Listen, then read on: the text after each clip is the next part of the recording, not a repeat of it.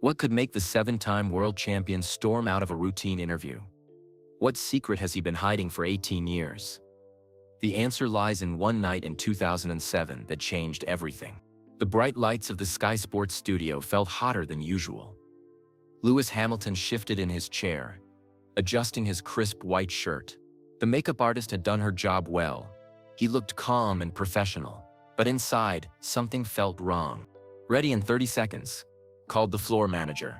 Sarah Chen, the veteran sports reporter sitting across from him, smiled warmly. "This should be easy, Lewis. Just a quick chat about your season with Ferrari." Lewis nodded and forced a smile back. He had done thousands of interviews over his 18-year career. This was supposed to be routine. A simple discussion about his move from Mercedes to Ferrari, his goals for 2025, maybe some questions about working with teammate Charles Leclerc. And we're live in 3, 2, 1. The red recording light blinked on. Sarah's face transformed into her professional television smile. "Good evening and welcome to Sky Sports. I'm Sarah Chen, and tonight we have a very special guest. Seven-time world champion Lewis Hamilton joins us from our London studio." "Lewis, thank you for being here." "Thanks for having me, Sarah," Lewis replied smoothly. His media training kicked in automatically. Let's start with the obvious question. How has life been at Ferrari? It's quite a change from Mercedes. Lewis relaxed slightly. This was familiar territory.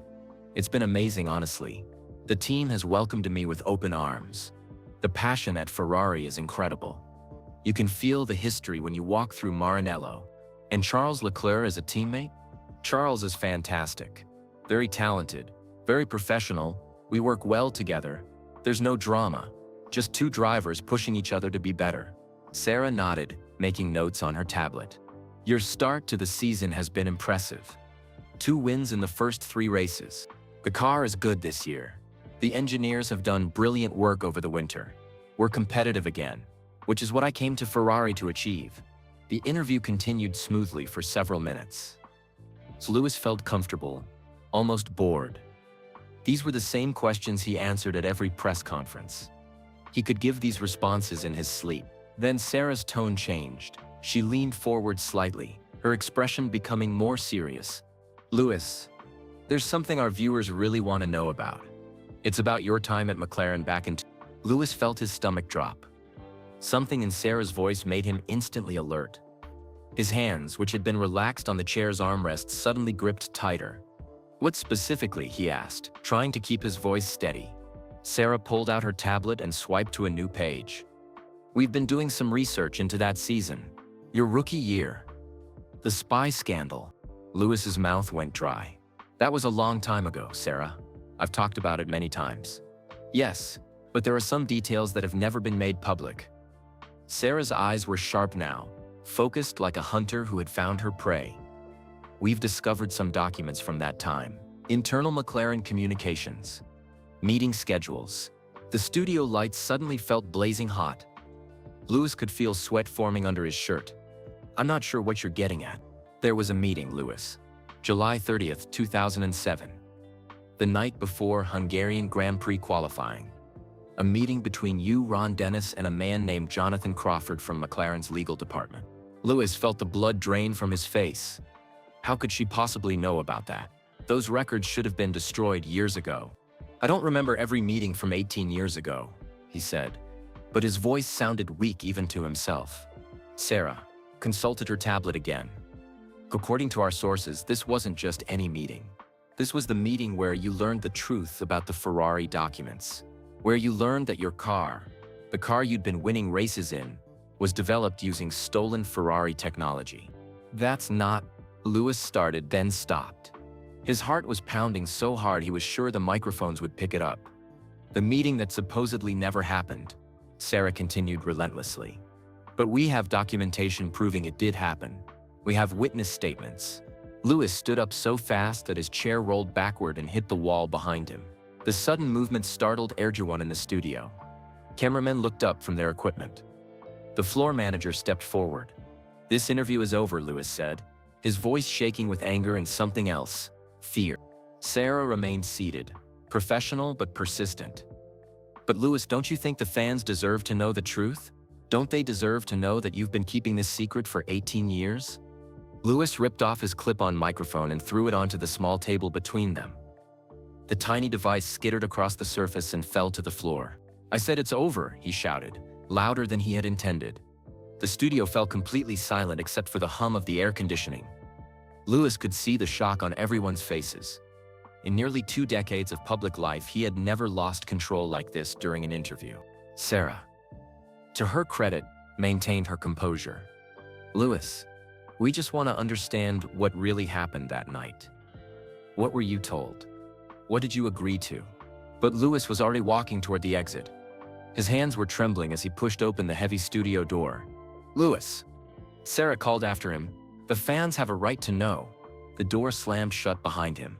In the control room overlooking the studio, chaos erupted. Producers were shouting into their headsets. The director was frantically trying to decide whether to cut the feed or keep rolling. "Are we still recording?" someone yelled. "Keep the cameras on, Sarah," the director ordered. "This is the biggest story in F1 this year." Back in the studio, Sarah looked directly into the main camera. Her composure was perfect, but her eyes were bright with excitement. She had just broken the biggest F1 story in decades. "Well," she said calmly, "that was certainly an unexpected reaction from Lewis Hamilton. We'll be right back after this break with more on this developing story." Meanwhile, Lewis was rushing through the Sky Sports building's corridors, desperate to get outside. His phone was already buzzing with calls and text messages. His publicist, his manager, Marcus. Everyone would want to know what had just happened. But Lewis couldn't think about that now. All he could think about was the meeting Sarah had mentioned. The meeting from July 30th, 2007.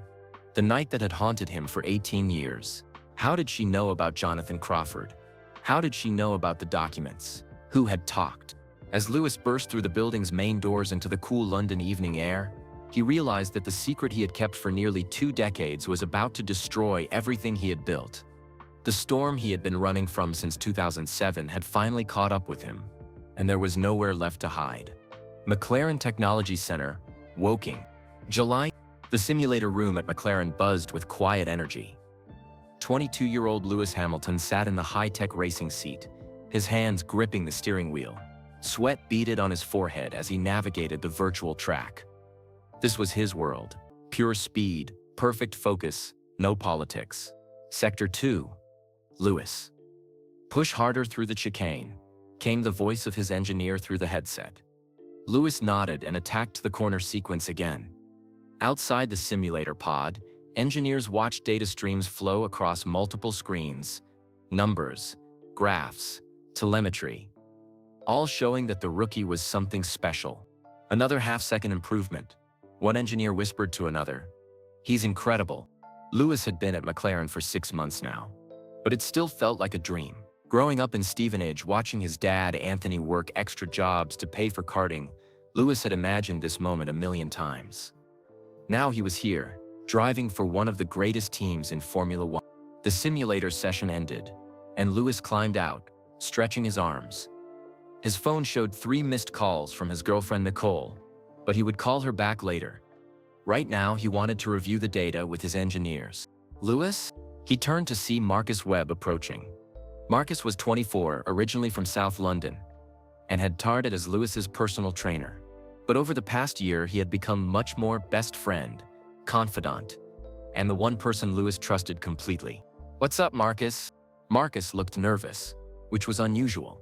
He was normally the calm one, always joking around, keeping Lewis relaxed before races. "Ron Dennis wants to see you in his office," Marcus said quietly. "Fernando is already there."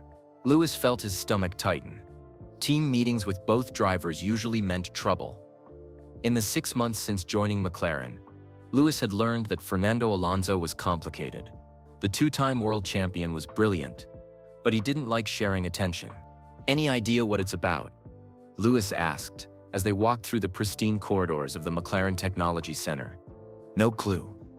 But Fernando looked angry when he walked past earlier. Lewis nodded. Fernando had been acting strange lately. At first, the Spanish driver had been welcoming, even helpful. But as Lewis started winning races, Canada, then Indianapolis, the atmosphere between them had changed. They reached Ron Dennis's office. The door was heavy wood with a small nameplate. Lewis had only been in this office a few times and it always made him nervous. Ron Dennis was a legend in Formula One, but he was also intimidating. Marcus squeezed Lewis's shoulder. "Good luck. I'll wait outside." Lewis knocked and entered. The office was enormous, with floor-to-ceiling windows overlooking the McLaren factory. Ron Dennis sat behind his massive desk wearing his usual perfectly pressed shirt and tie. Fernando was already there, sitting in one of the leather chairs facing the desk. He didn't look up when Lewis entered. "Sit down, Lewis," Ron said, his voice serious. Lewis took the chair next to Fernando. The tension in the room was thick. Fernando stared straight ahead, his jaw clenched. "We have a problem," Ron continued. "A big problem." Fernando spoke first, his English accented, but clear. "The team is favoring you, Lewis. Everyone can see it. You get better strategies, better pit stops, newer parts first." Lewis felt confused and hurt. "That's not true, Fernando. We get equal treatment." Fernando finally turned to look at him, his dark eyes flashing with anger. "Equal? You think this is equal?" He laughed, but there was no humor in it. "You're the golden boy, the British driver for the British team, the future star they want to promote." "Fernando, please," Ron interrupted, but the Spanish driver wasn't finished. "I won 2 world championships before this kid even got to Formula One." Fernando said, his voice rising, "But now I'm treated like the supporting actor in the Lewis Hamilton show." Lewis shook his head. "I never asked for special treatment. I just drive as fast as I can. That's all I've ever done. And that's exactly what they want," Fernando replied. "The innocent young driver who just focuses on racing while the team builds everything around him." Ron Dennis stood up and walked to the window. For a moment, the office was quiet except for the hum of air conditioning. "Gentlemen," Ron said without turning around, "this team has always operated on the principle of equality between drivers. Lewis, you signed a contract knowing Fernando would be your teammate. Fernando, you signed knowing Lewis would join the team." Fernando stood up abruptly. "Contracts can be broken, Ron. Especially when one party doesn't honor their commitments." "What are you saying?" Ron asked, turning back to face them. Fernando's smile was cold. "I'm saying you have a choice to make. Either you start treating me as the #1 driver I was hired to be, or I'll make sure everyone knows what's really happening here." The threat hung in the air like smoke. Lewis didn't fully understand what Fernando meant, but he could see that Ron Dennis looked worried. "And what exactly is really happening here?" Ron asked carefully. "Oh, I think you know," Fernando said. "The media would be very interested in some of the things I've learned about this team, about how you operate, about certain advantages you've had this season." Lewis looked between the two men, feeling lost. What advantages? What was Fernando talking about? Ron's face had gone pale. "Fernando, I think you should be very careful about what you say next." "Should I?" Fernando asked. "Because from where I'm sitting, I don't think I have much to lose anymore. You've already made your choice about who your favorite is." Fernando walked toward the door, then stopped and turned back. "You have until Hungary to decide, Ron. Either I'm treated as an equal, or everyone will know the truth about McLaren's golden season." "What truth?" Lewis asked, but Fernando was already leaving. The door closed with a soft click, leaving Lewis alone with Ron Dennis. The older man looked suddenly tired, older than his years. "Ron, what was he talking about? What advantages?" Ron walked back to his desk and sat down heavily. He stared at Lewis for a long moment, as if trying to decide something important. "Lewis, there are things happening at this team that are complicated. Things that go beyond racing." "What kind of things?" Ron stood up again and walked to a different window, one that looked out over the parking lot where Fernando's Ferrari was pulling away. "The kind that could change everything," Ron said quietly. "For all of us." Lewis felt a chill despite the office's warmth. "I don't understand." "Son, Formula One is more than just racing. It's politics, it's business, it's war fought at 2,000 miles per hour, and sometimes, people make choices that affect everyone around them." "What choices?" Ron turned back to Lewis, and for the first time since Lewis had known him, the team principal looked uncertain. "Choices that could destroy careers, including yours." Lewis felt his dream world starting to crack. 6 months ago, everything had been simple. Work hard, drive fast, win races. Now Fernando was making threats. Ron was talking about destruction, and Lewis was caught in the middle of something he didn't understand.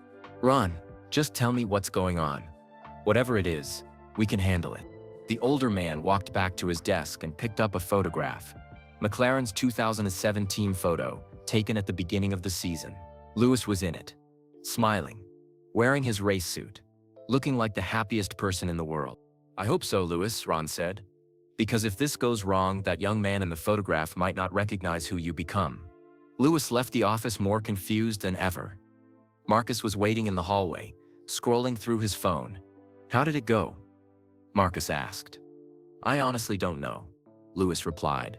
Something's happening, but I don't understand what. As they walked back toward the simulator room, Lewis couldn't shake the feeling that his perfect world was about to change forever. He had no idea how right he was. The Crown and Anchor Pub, walking. July. The small pub sat tucked away on a quiet street, far from the gleaming McLaren factory. Inside, the lighting was dim and the atmosphere was old England. Dark wood, brass fixtures, and the smell of fish and chips.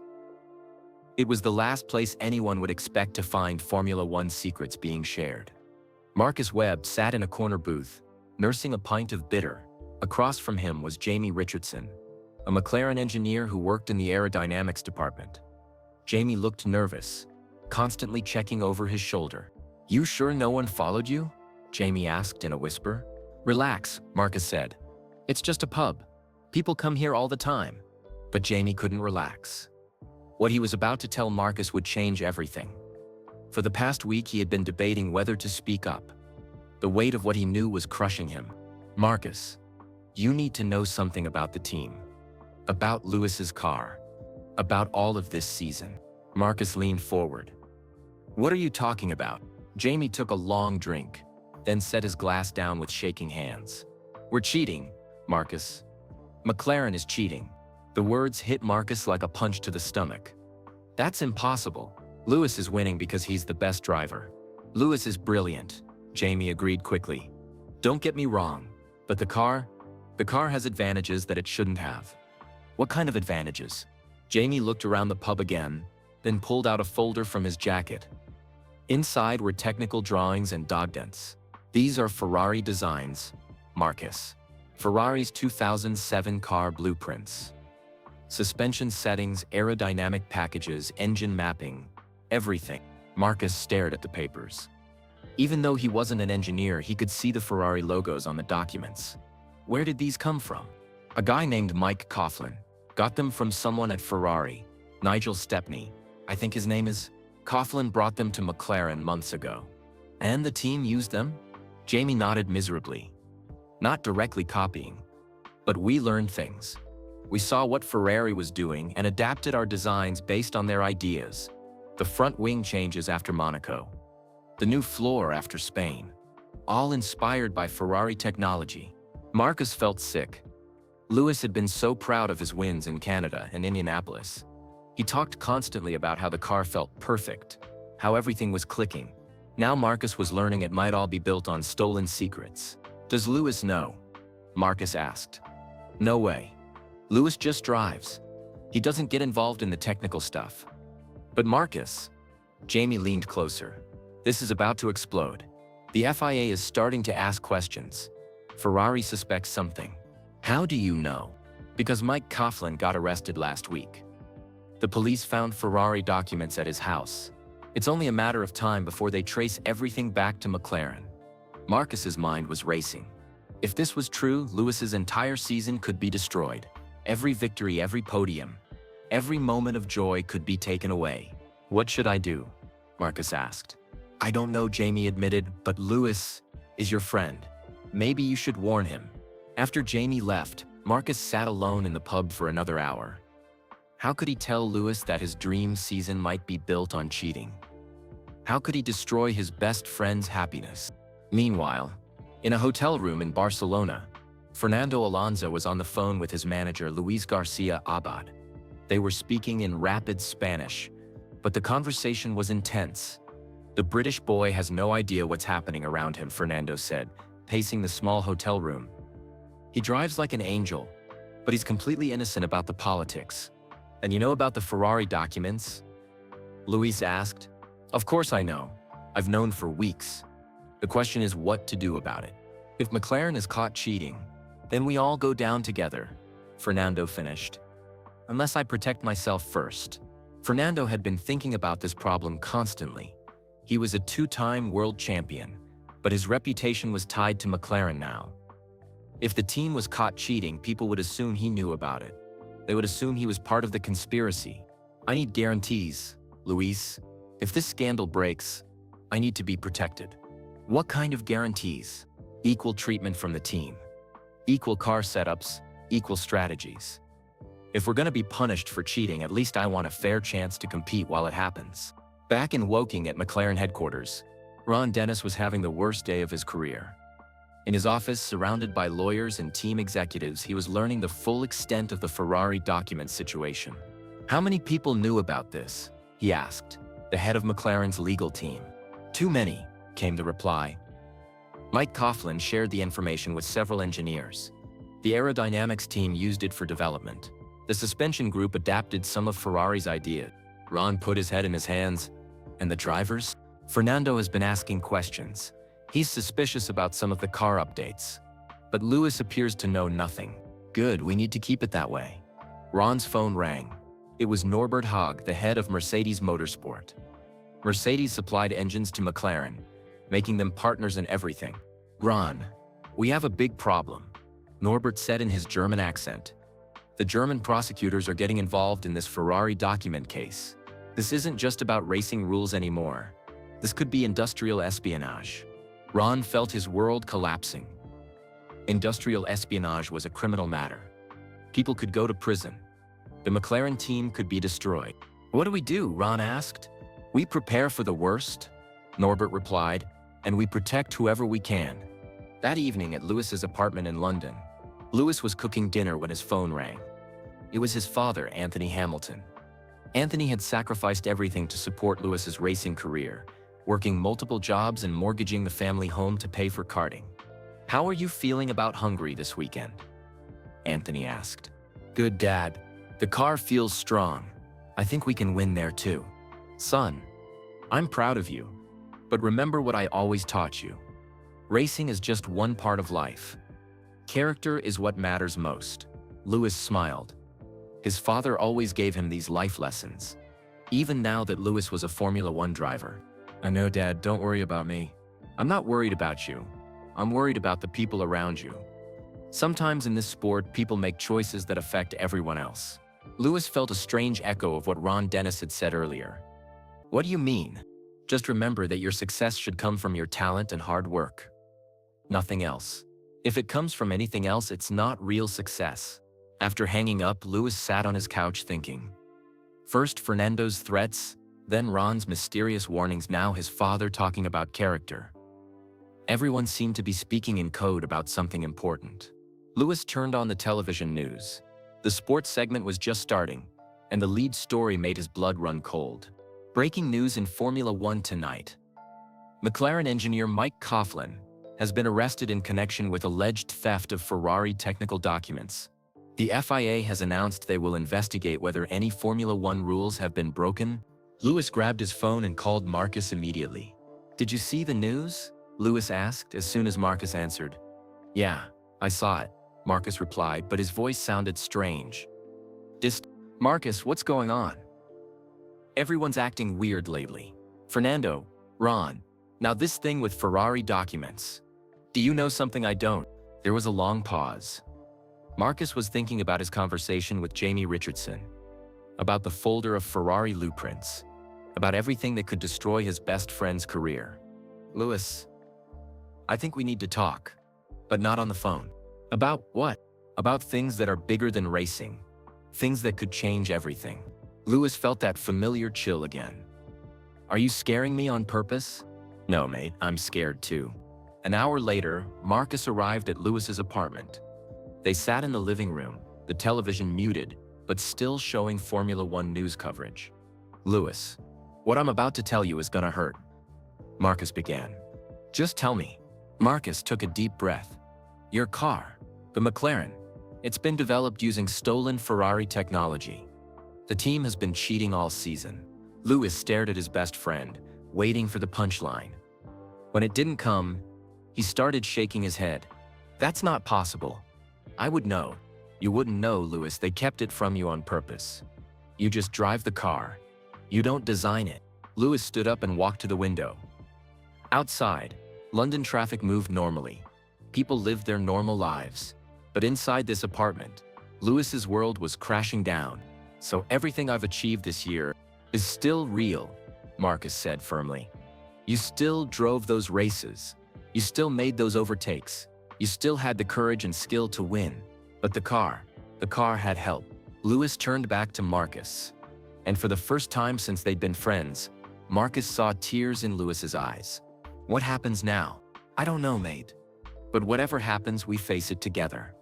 Outside, the first drops of rain began to fall on London. Inside, Lewis Hamilton was learning that the adult world was much more complicated than he had ever imagined. Hungaroring Circuit. Budapest, August 4.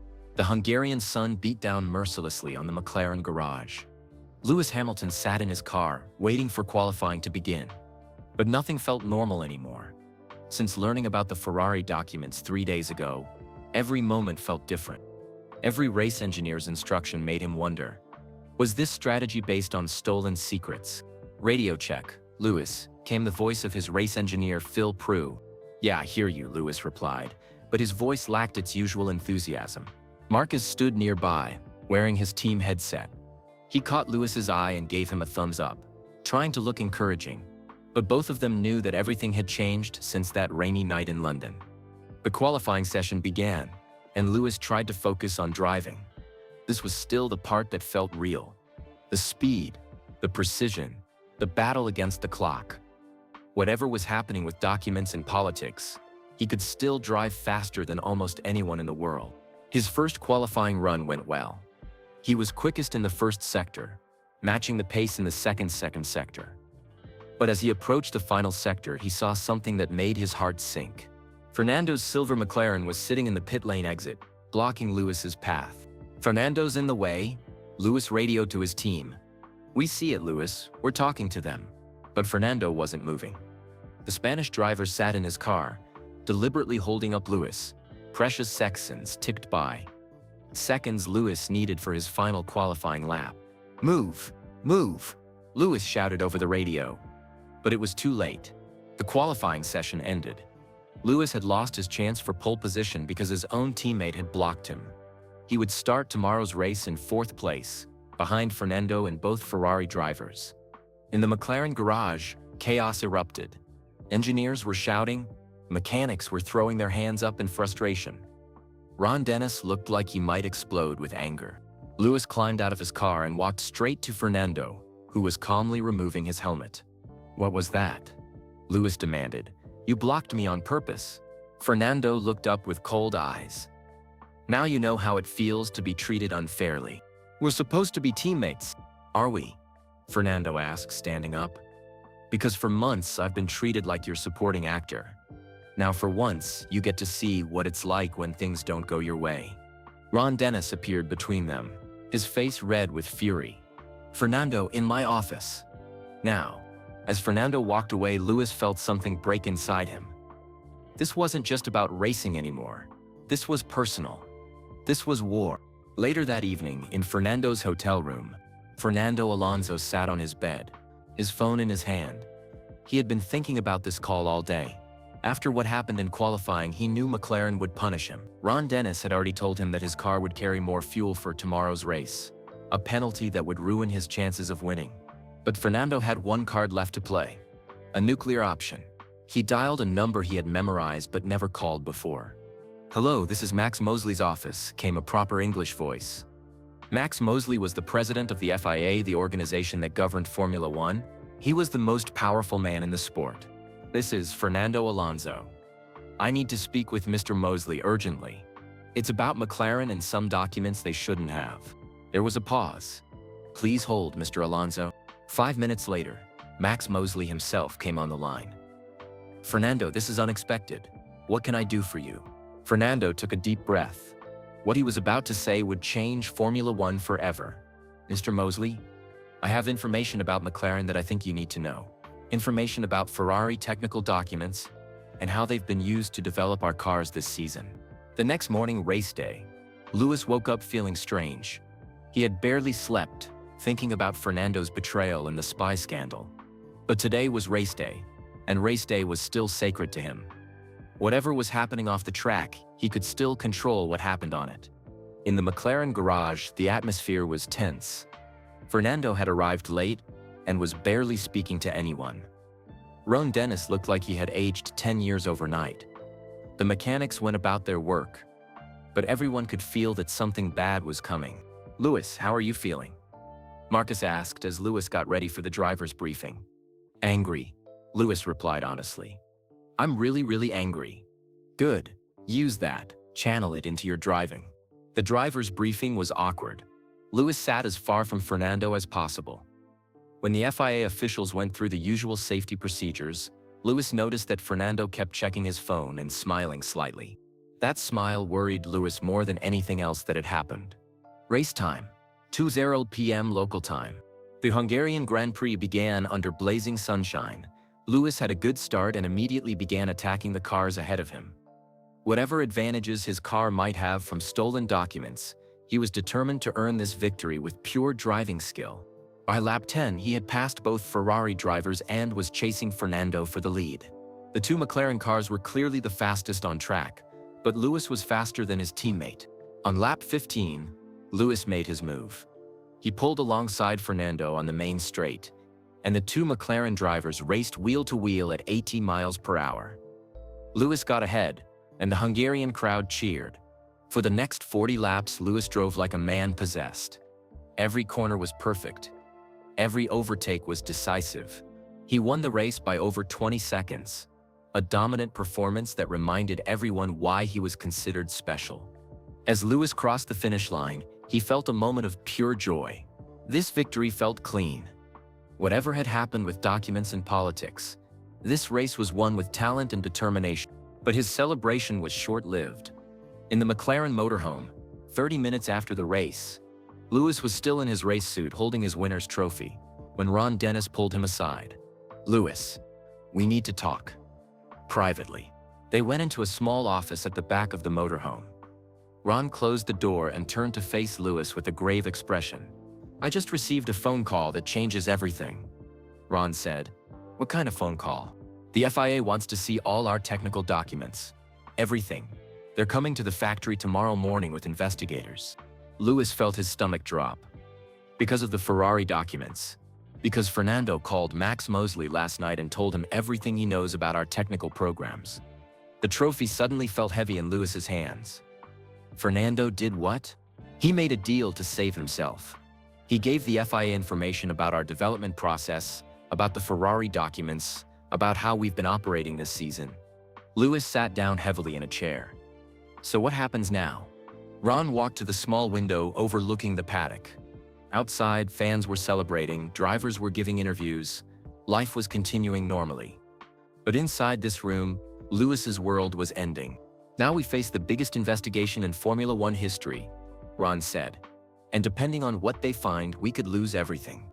Everything. Our Constructors' Championship points. Our prize money. Maybe even our right to compete in Formula One." Lewis stared at his trophy. An hour ago, this had represented the greatest moment of his life. Now it might be evidence in a cheating scandal. "Ron, I need to know something, and I need you to tell me the truth." "What? Did I win today because I'm a good driver, or because my car was built with stolen secrets?" Ron Dennis looked at the young man who had just driven one of the greatest races in McLaren history. Lewis was 22 years old, sitting there in his race suit, holding a trophy that might be taken away from him through no fault of his own. "Lewis, you won today because you're extraordinary. The car gave you a platform, but you did everything else. No stolen document can teach someone to race like you raced today. But the platform was built on cheating." Ron nodded slowly. "Yes. I'm sorry, son. You deserved better than this." Lewis stood up and walked to the door. As he opened it, he could hear the sounds of the paddock. Reporters asking questions, teams packing up, the normal end to a race weekend. But nothing would ever be normal again. "Ron," Lewis said without turning around. "Yes. When this all comes out, when the investigations start and the media goes crazy, promise me one thing. What? Promise me you'll tell everyone that I didn't know, that I was just a driver who trusted his team. Ron Dennis looked at Lewis's back and realized he was watching a boy become a man in the worst possible way. I promise, Lewis, the world will know you were innocent. Lewis walked out into the Hungarian paddock, carrying his trophy and the weight of a scandal that would change his life forever. He had won the race, but he was about to lose so much more. Behind him, Ron Dennis sat alone in the small office, knowing that the worst was yet to come. London, England. August. Lewis Hamilton woke up to his phone buzzing non-stop. 37 missed calls. 62 text messages. Something was very wrong. He grabbed the phone and saw the first text from Marcus. Turn on BBC News now. Lewis stumbled to his living room and switched on the television. The morning news was just starting, and the headline made his blood run cold. Formula One cheating scandal. McLaren accused of stealing Ferrari secrets. The news anchor, a serious-looking woman with gray hair, spoke directly to the camera. Good morning. We begin today with breaking news from the world of Formula One. The McLaren team, home to British driver Lewis Hamilton, is accused of using stolen Ferrari technical documents to develop their championship-winning car. Lewis sank onto his couch, still in his pajamas, watching his career potentially end on live television. The allegations center around McLaren engineer Mike Coughlin, who allegedly received hundreds of pages of Ferrari's technical secrets from Ferrari employee Nigel Stepney. The documents are said to contain detailed information about Ferrari's car design, race strategies, and development plans. The phone rang. Lewis saw his father's name on the screen. Dad? Son? Are you watching the news? Yeah, I'm watching it. Lewis's voice sounded small, like a child's. Come home today. Don't stay in London by yourself. Come home to your family. Dad, what if they're right? What if I've been winning with a cheating car? Anthony Hamilton was quiet for a moment. Lewis, listen to me carefully. You've been driving that car with your hands, your feet, your brain, and your heart. No stolen document can make someone drive like you drive. Remember that. After hanging up, Lewis kept watching the news. More details were emerging every hour. The story was spreading across the world like wildfire. Meanwhile, at the McLaren Technology Center, Ron Dennis was having the worst morning of his professional life. His office was filled with lawyers, team executives, and crisis management experts. Everyone was talking at once, trying to figure out how to handle the media storm. The phones haven't stopped ringing, said McLaren's head of communications. BBC, Sky Sports, CNN, every newspaper in Europe.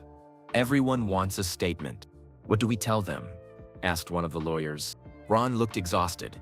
He had been awake all night, preparing for this moment. We tell them we are cooperating fully with the FIA investigation. We deny any wrongdoing. And we protect our drivers. What about the documents? We can't deny they exist. We can deny that they were used to develop our cars, Ron said, though everyone in the room knew this would be hard to prove. His assistant knocked and entered. Mr. Dennis, there are reporters outside the main gate. About 50 of them. They want to know if Lewis Hamilton knew about the Ferrari documents. Ron closed his eyes. This was exactly what he had feared. Lewis was about to become the center of the biggest scandal in F1 history. In Paris, France, FIA headquarters, Max Mosley, the president of the FIA, was reading through a stack of emails that had arrived over VED. These weren't just any emails. They were the smoking gun that Fernando Alonso had provided. The emails showed McLaren engineers discussing Ferrari's car design. They showed team members talking about the information from Maranello and what we learned from the red car. Most damaging of all, they showed that McLaren had been using Ferrari's secrets for months. This is bigger than I thought, Max said to his assistant. This isn't just about one engineer stealing documents. This is about systematic cheating by an entire team. What do? We call McLaren to Paris for an emergency hearing. We question everyone. Ron Dennis, the drivers, the engineers. And we prepare the biggest punishment in F1 history. Back in London, Lewis spent the day at his parents' house in Stevenage. The familiar surroundings helped him feel safer, but he couldn't escape the news. Every television channel was talking about the McLaren scandal.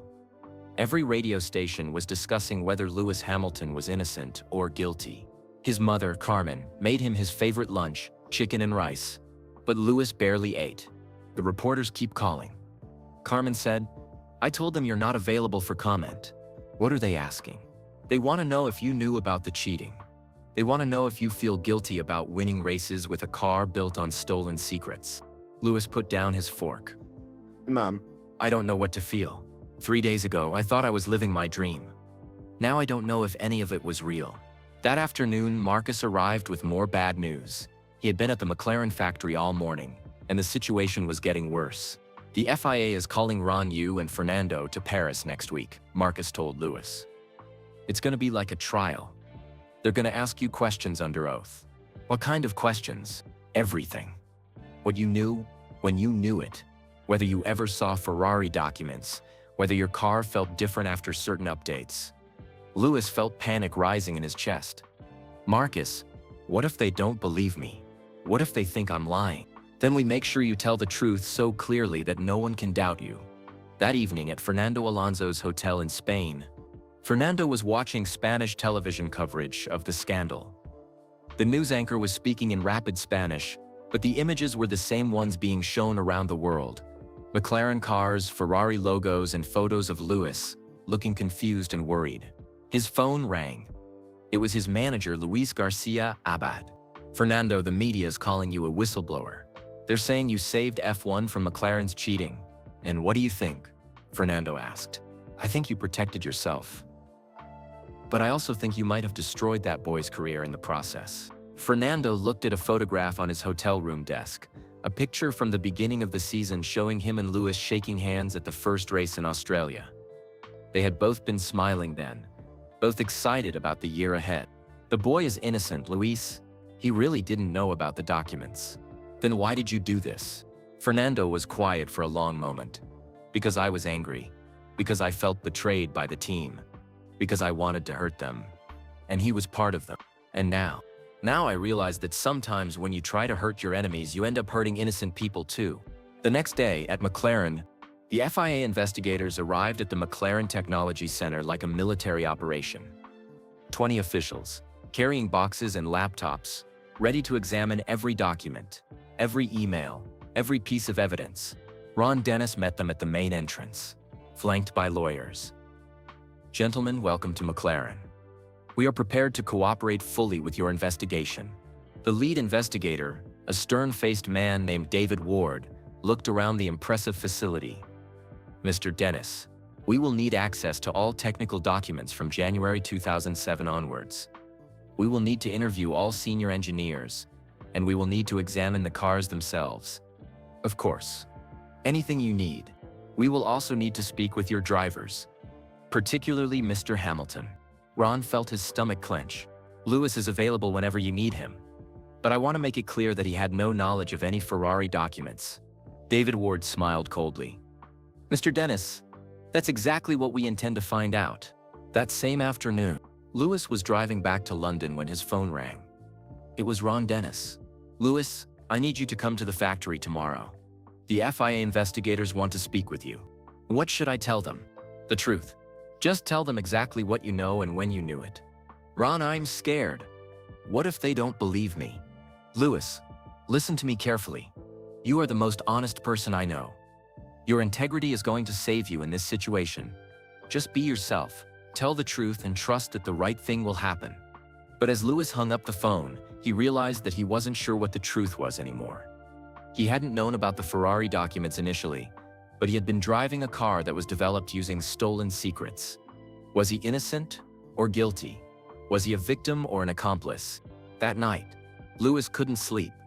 He lay in bed thinking about his karting days, when racing is simple and pure. He thought about his father working extra jobs to pay for racing.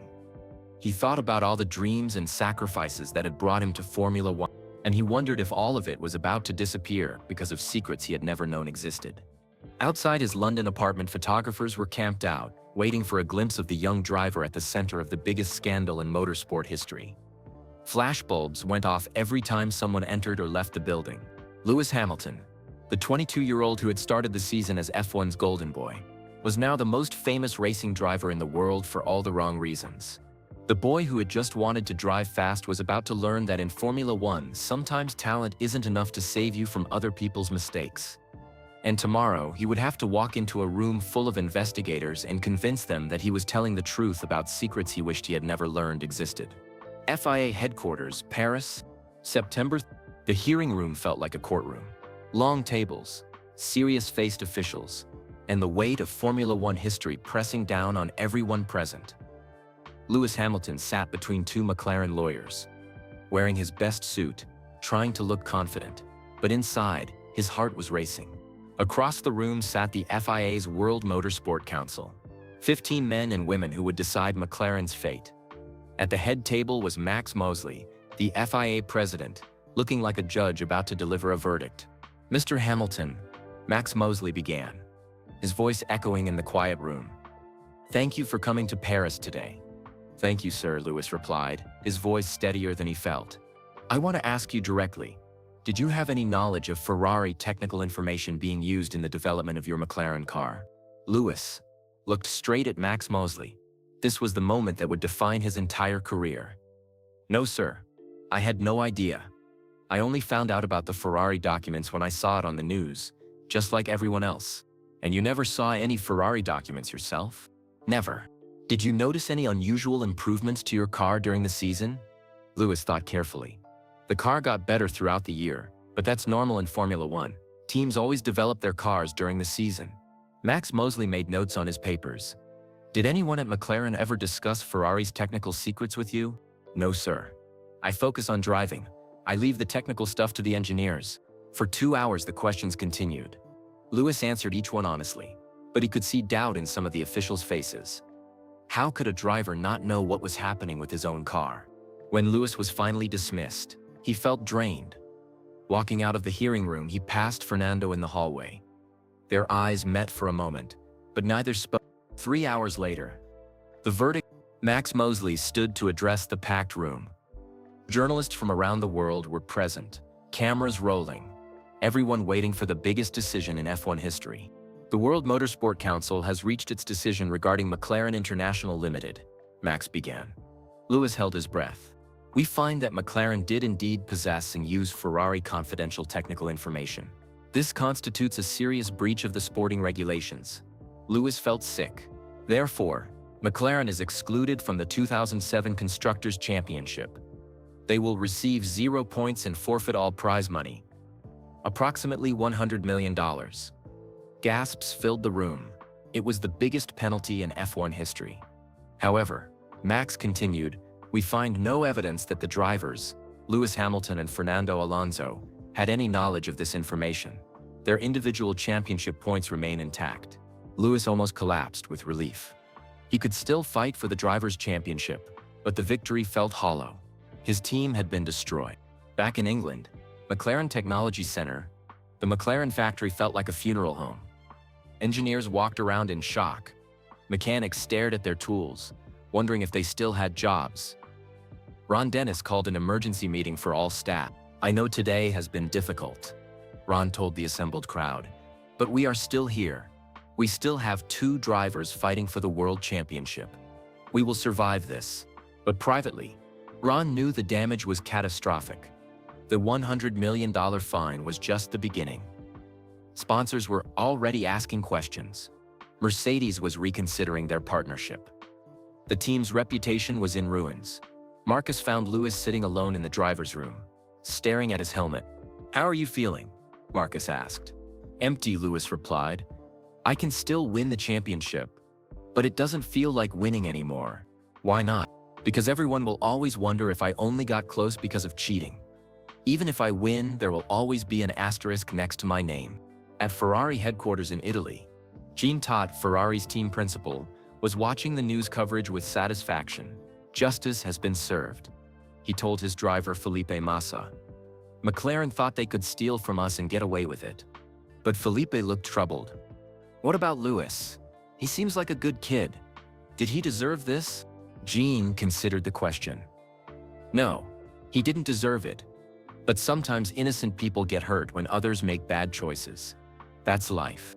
Belgium Grand Prix, 2 weeks later, Lewis tried to put the scandal behind him and focus on racing. But everything was different now. The media attention was overwhelming. Every interview included questions about Ferrari documents. Every press conference became about the spy scandal instead of racing. During the race weekend in Belgium, Lewis struggled with his car's handling. The McLaren engineers, disrupted by the scandal and losing key staff members, couldn't find the right setup. "The car feels strange," Lewis radioed to his engineer during practice. "We're working on it, Lewis. The suspension team is having some issues after the investigation." Lewis realized that the scandal wasn't just affecting him mentally, it was hurting the team's ability to develop the car. Engineers were leaving. Morale was destroyed. The technical programs were in chaos. In qualifying, Lewis could only manage 5th place.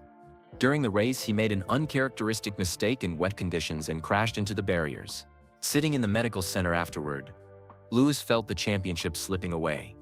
Kimi Raikkonen, the quiet Finnish driver from Ferrari, was now leading the points standings. Japanese Grand Prix, October. With 3 races left in the season, Lewis still had a mathematical chance at the championship. But the pressure was enormous. Every mistake was analyzed.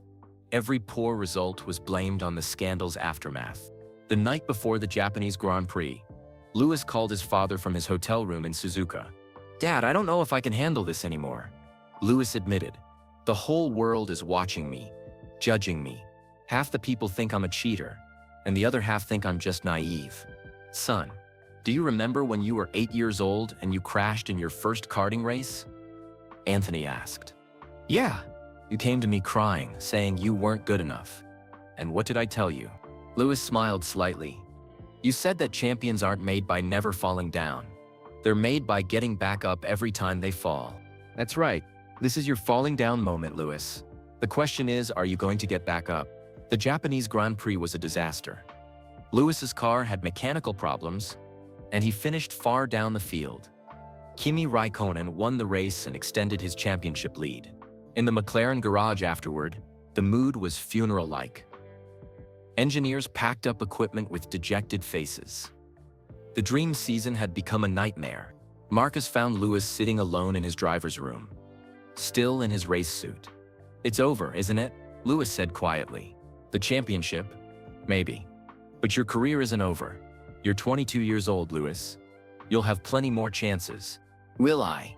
Or will people always remember me as the driver who almost won with a cheating car?" Marcus sat down next to his best friend. "You know what I think? I think this whole experience is making you stronger. Harder. More mature." "I don't want to be harder," Lewis said. "I just wanted to race cars and be happy." But maybe that Lewis, the innocent one who just wanted to race, maybe he was too trusting. Maybe he needed to learn that the world isn't always fair. Lewis looked at Marcus with tired eyes. "You're saying this is good for me? I'm saying this is changing you. Whether that's good or bad, I don't know yet." China Grand Prix. 1 week later, Lewis's poor form continued in China. During the race, he made another crucial mistake, sliding off the track in wet conditions. This time, he got stuck in a gravel trap and lost over a minute before marshals could push him back onto the circuit. Fighting back through the field from last place, Lewis could only manage 7th, with 1 race remaining. Brazil. Kimi Raikkonen needed only 1 point to clinch the championship. After the race, Lewis faced the media. The questions were brutal. "Lewis, do you feel the scandal has affected your driving?" "Lewis, some people say you're cracking under pressure. How do you respond?" "Lewis, do you regret the way this season has gone?" Lewis answered each question professionally. But inside, he was breaking apart. The innocent young driver who had started the season was gone. In his place was someone harder, more suspicious, and deeply wounded. That night, alone in his Shanghai hotel room, Lewis made a decision. Even if he couldn't win the championship, he would learn from this experience. He would never again trust so completely. He would never again be caught off guard by politics and conspiracies. The boy who had arrived at McLaren full of dreams and trust was becoming a man who questioned everything. Meanwhile, in Fernando's hotel room, Fernando Alonso was watching highlights of the Chinese race on television. He saw Lewis struggling, making mistakes, looking lost and confused. For the first time since making that phone call to Max Mosley, Fernando felt genuine regret. He picked up his phone and almost called Lewis. Almost apologized. Almost tried to explain that his betrayal wasn't really about Lewis. It was about feeling betrayed by the team. But he put the phone down without making the call. Some things once broken couldn't be fixed with words. 1 week before Brazil, Lewis returned to England, knowing that his championship hopes were almost dead. He needed to win in Brazil, and hoped that Kimi Raikkonen finished poorly. The odds were against him, but more than the championship, Lewis had lost something else during this terrible season. He had lost his innocence. He had lost his simple love of racing. He had lost his ability to trust completely. The scandal had taught him that Formula One was about much more than driving fast. It was about politics, money, power, and betrayal, and sometimes, innocent people got hurt in the crossfire. As Lewis prepared for what might be his last chance at the 2007 championship, he knew that regardless of what happened in Brazil, he would never be the same driver or the same person again. The spy scandal had stolen more than just a championship. It had stolen his innocence, and that was something he could never get back. Interlagos Circuit, São Paulo, Brazil, October. The Brazilian morning sun felt different on Lewis Hamilton's face. This was it, the final race of the season. His last chance to win the championship that had seemed so certain just months ago. But everything had changed since the spy scandal broke. Everything felt heavier now. Lewis stood on the hotel balcony, overlooking São Paulo, watching the city wake up. Somewhere out there, in this sprawling metropolis, his destiny waited. He needed to finish 5th or better to become world champion. Just 5th place. It should have been simple. But nothing was simple anymore. "You ready for this?" Marcus asked, joining him on the balcony with 2 cups of coffee. "I don't know," Lewis replied honestly. 3 months ago, I felt ready for anything. Now I feel like I'm carrying the weight of the whole world. You know what your dad would say? Lewis smiled slightly. That champions aren't made by avoiding pressure, they're made by handling it. Exactly.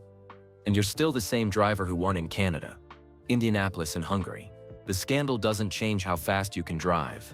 But Lewis wasn't sure that was true anymore. The past few races had been disasters. Mistakes he never used to make. Crashes in conditions he normally mastered. The psychological weight of the cheating allegations was affecting everything. At the McLaren garage, Interlagos Circuit, the mood in the McLaren camp was tense. Engineers moved around quietly, checking data and preparing the car.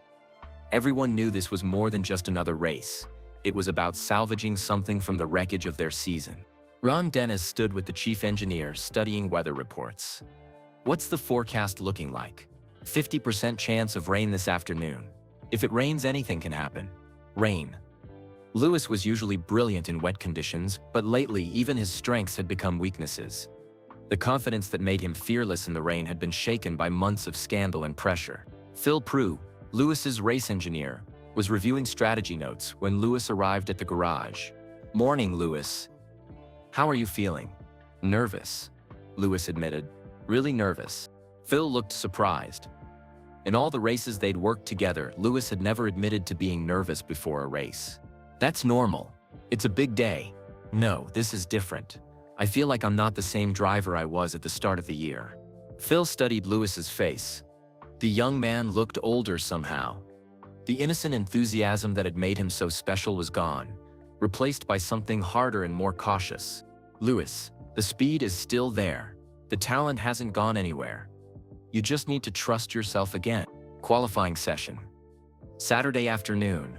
Lewis sat in his car, waiting for qualifying to begin. The familiar ritual of putting on his helmet, checking his radio, adjusting his seat. It all felt different now. Racing used to be pure joy. Now it felt like survival.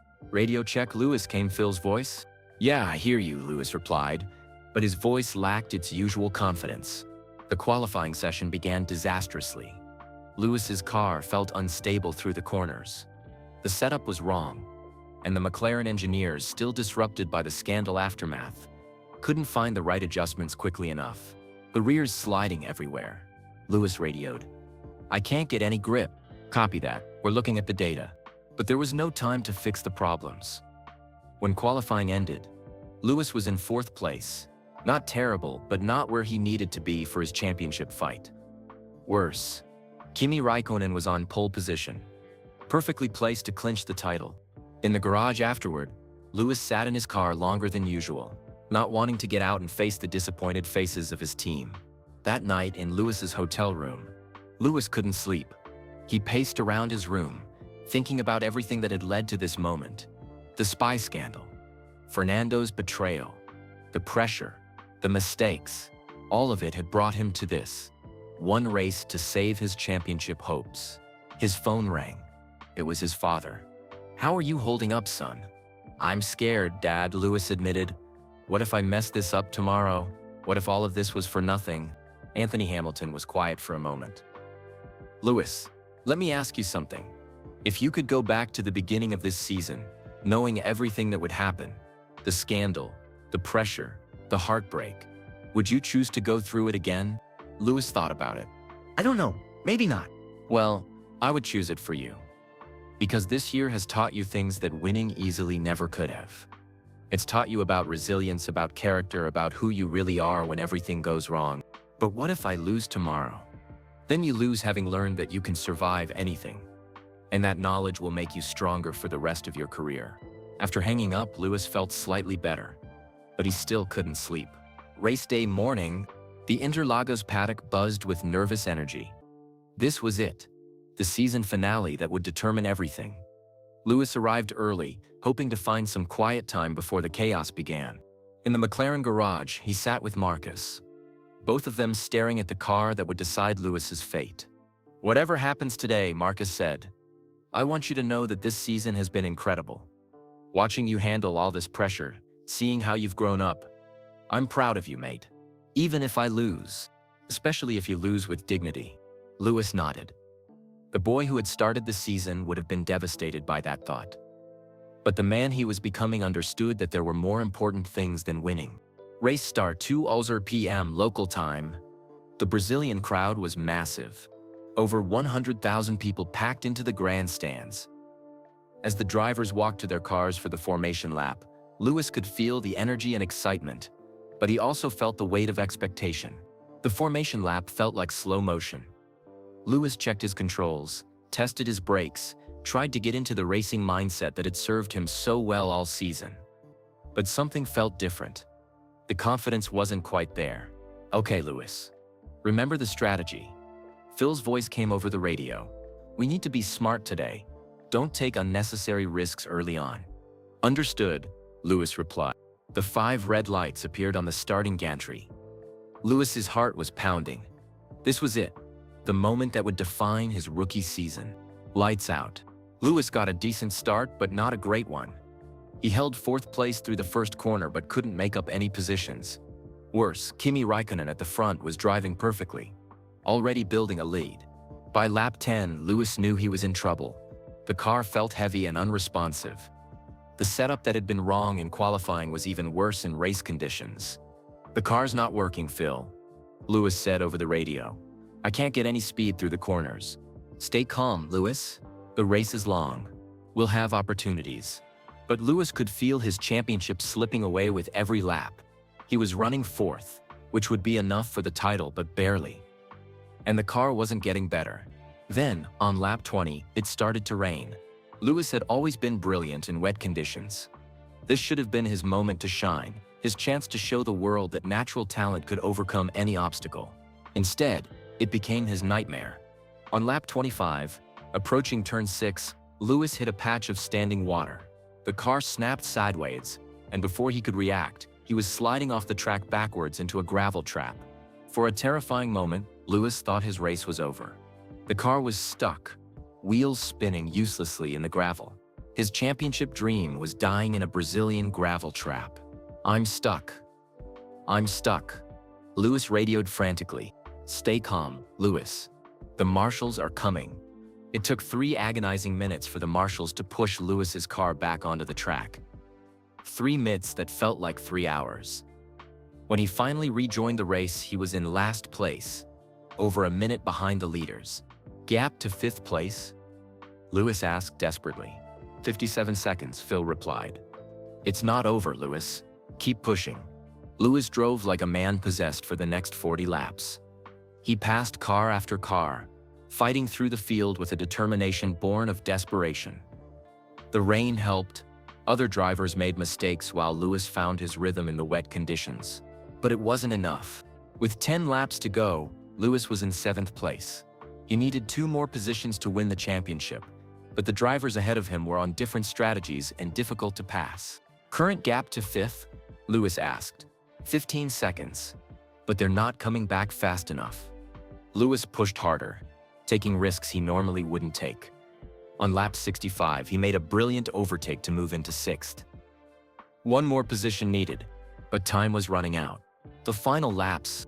With 3 laps to go, Lewis was still in 6th place. Ahead of him, Kimi Raikkonen was cruising to victory in the World Championship. The Finnish driver had driven a perfect race while Lewis had struggled all afternoon.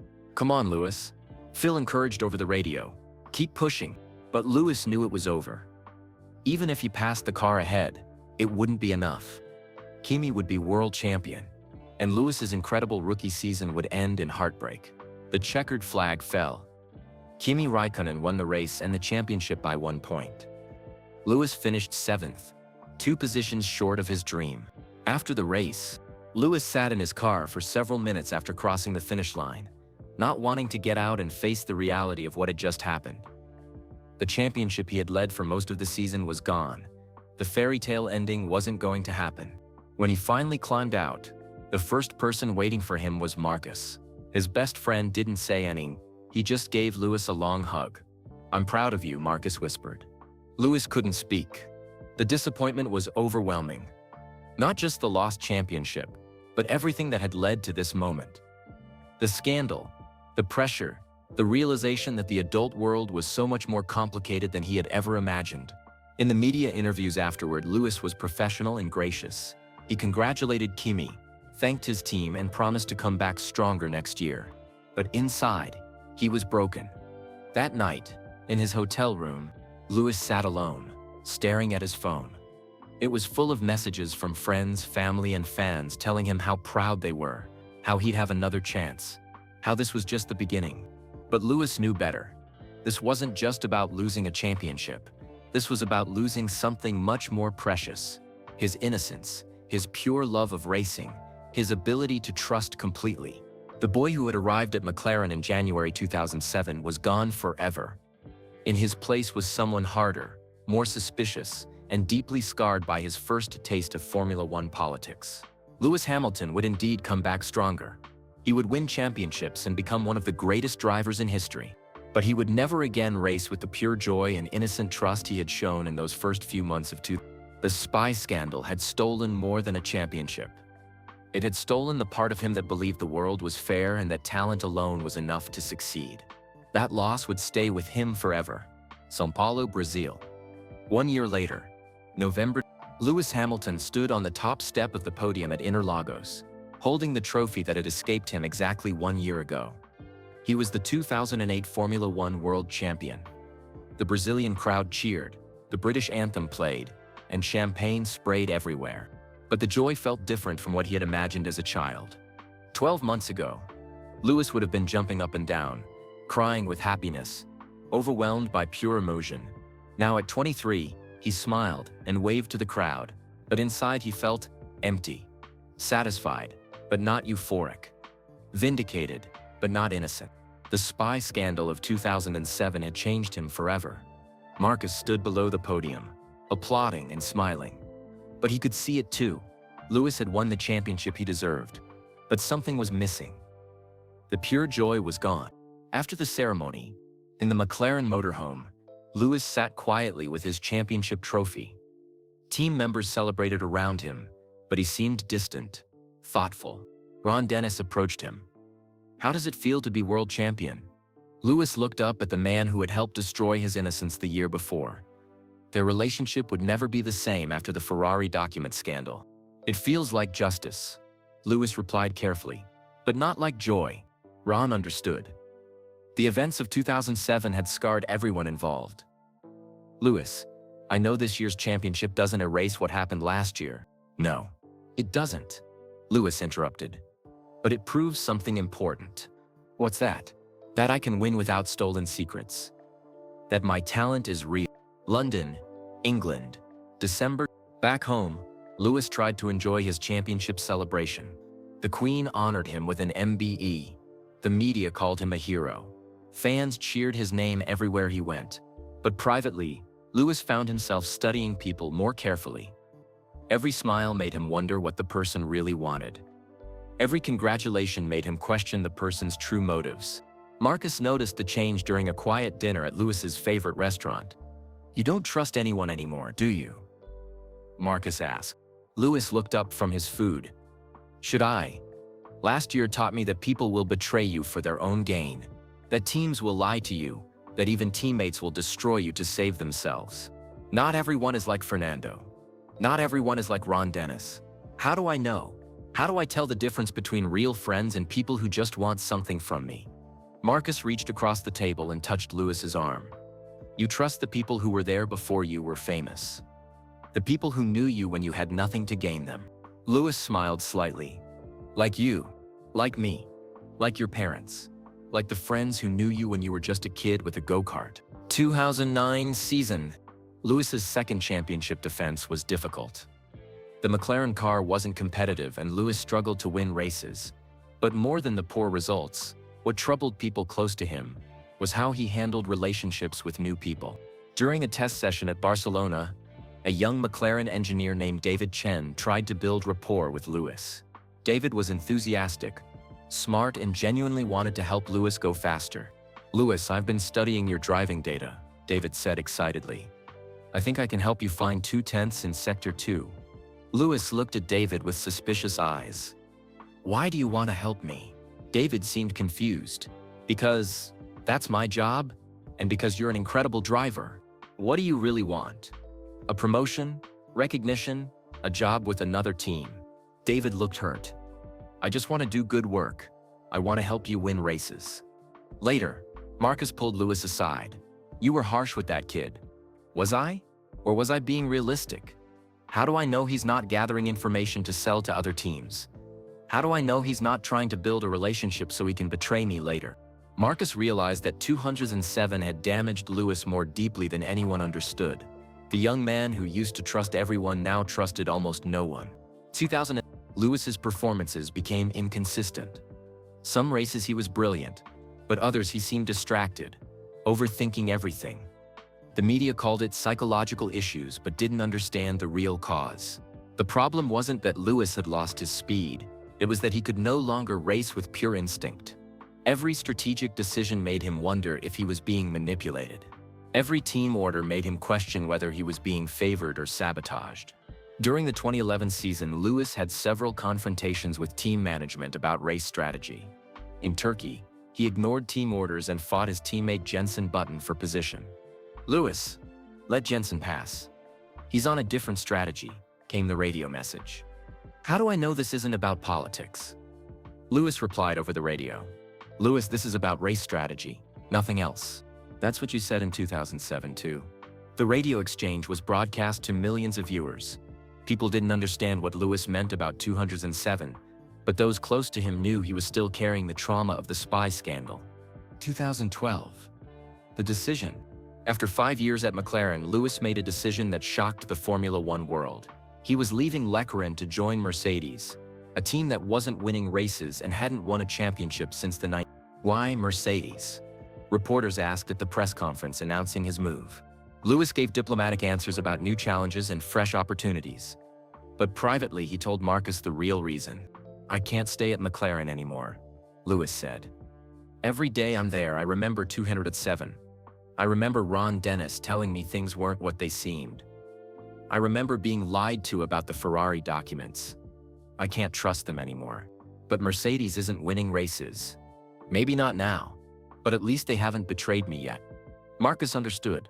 Lewis wasn't making a career decision based on performance. He was making an emotional decision based on trust. Mercedes-Benz Petronas F1 team. Lewis's first year at Mercedes was difficult. The car was slow, and Lewis finished the season without a single victory.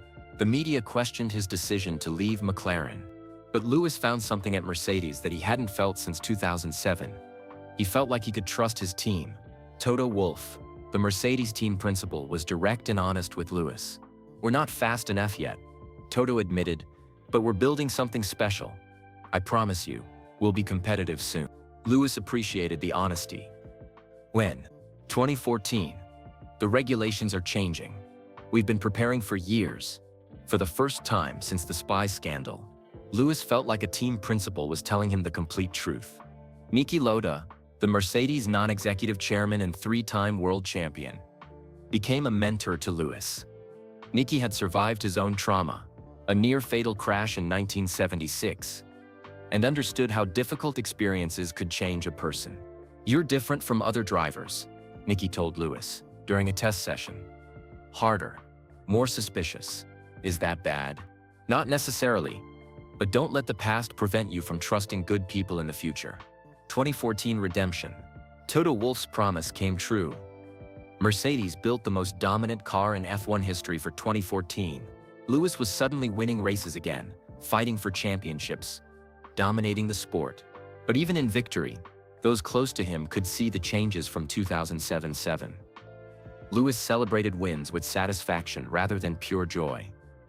He analyzed every team decision for hidden motives.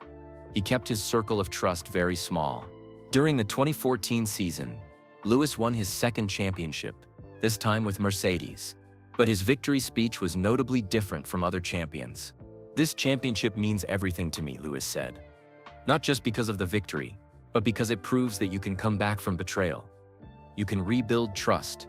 You can find people who will be honest with you." People in the audience didn't fully understand what he meant, but Marcus did. Lewis wasn't just talking about winning races. He was talking about healing from Over the next 6 years, Lewis became the most successful driver in Formula One history. He won championship after championship with Mercedes, breaking record after record. But those who knew him well could always see the scars from Lewis never again formed close friendships with teammates the way he might have with Fernando, if things had been different. He kept his personal life extremely private. He questioned every piece of advice, every strategic decision, every relationship. In 2018, after winning his 5th championship, Lewis had dinner with his parents, Anthony Hanton, and noticed that his son still seemed to carry a weight that had nothing to do with racing. "Son, you've achieved everything you dreamed of as a child. Are you happy?" Lewis thought for a long moment. "I'm satisfied, Dad. I'm proud of what I've accomplished. But am I happy the way I was when I was 8 years old and you first took me karting? No. That kind of innocent happiness is gone. Because of 207. That year taught me that the world isn't fair. That people will betray you. That even your heroes will lie to you. I needed to learn those lessons to survive in this sport. But learning them changed who I am." 2020. A moment of reflection. During the COVID-19 pandemic, when the F1 season was delayed, Lewis had time to reflect on his career. He was now 35 years old, a 7-time world champion, arguably the greatest driver in F1 history. But he often thought about that 22-year-old boy who had walked into McLaren in 2007, full of dreams and trust and innocent joy. Lewis called Marcus one evening during lockdown. "Do you ever wonder who I would have been if 2007 had been different? If there had been no spy scandal, no betrayal, no secrets?" "Sometimes," Marcus admitted, "you might have been happier. More trusting, more innocent. But would I have been as successful? I don't know, maybe the hardness you gained from 2007 is part of what made you so determined to prove yourself." Lewis considered this. "So the worst thing that ever happened to me might also have been necessary for me to become who I am? Maybe. But Lewis, you don't have to carry that pain forever. You've proven yourself 100 times over. Maybe it's time to let some of that suspicion go." 2020. Lewis continued racing and winning, but Marcus's words stayed with him. Slowly, carefully, Lewis began to open up slightly. He formed better relationships with younger drivers, mentoring them the way he wished someone had mentored him in But he also made sure to warn them about the dangers of Formula One politics. "This sport is beautiful," Lewis told young drivers, "but it's also brutal. People will lie to you. They'll use you. They'll betray you if it serves their interests. Always remember that." Some people thought Lewis was being negative, But those who knew his history understood he was trying to protect the next generation from the pain he had experienced. 2024. The Ferrari decision. When Lewis announced he was leaving Mercedes for Ferrari in 2024, many people were surprised. Why would he leave the team that had given him 6 championships? The real reason was something Lewis couldn't explain publicly.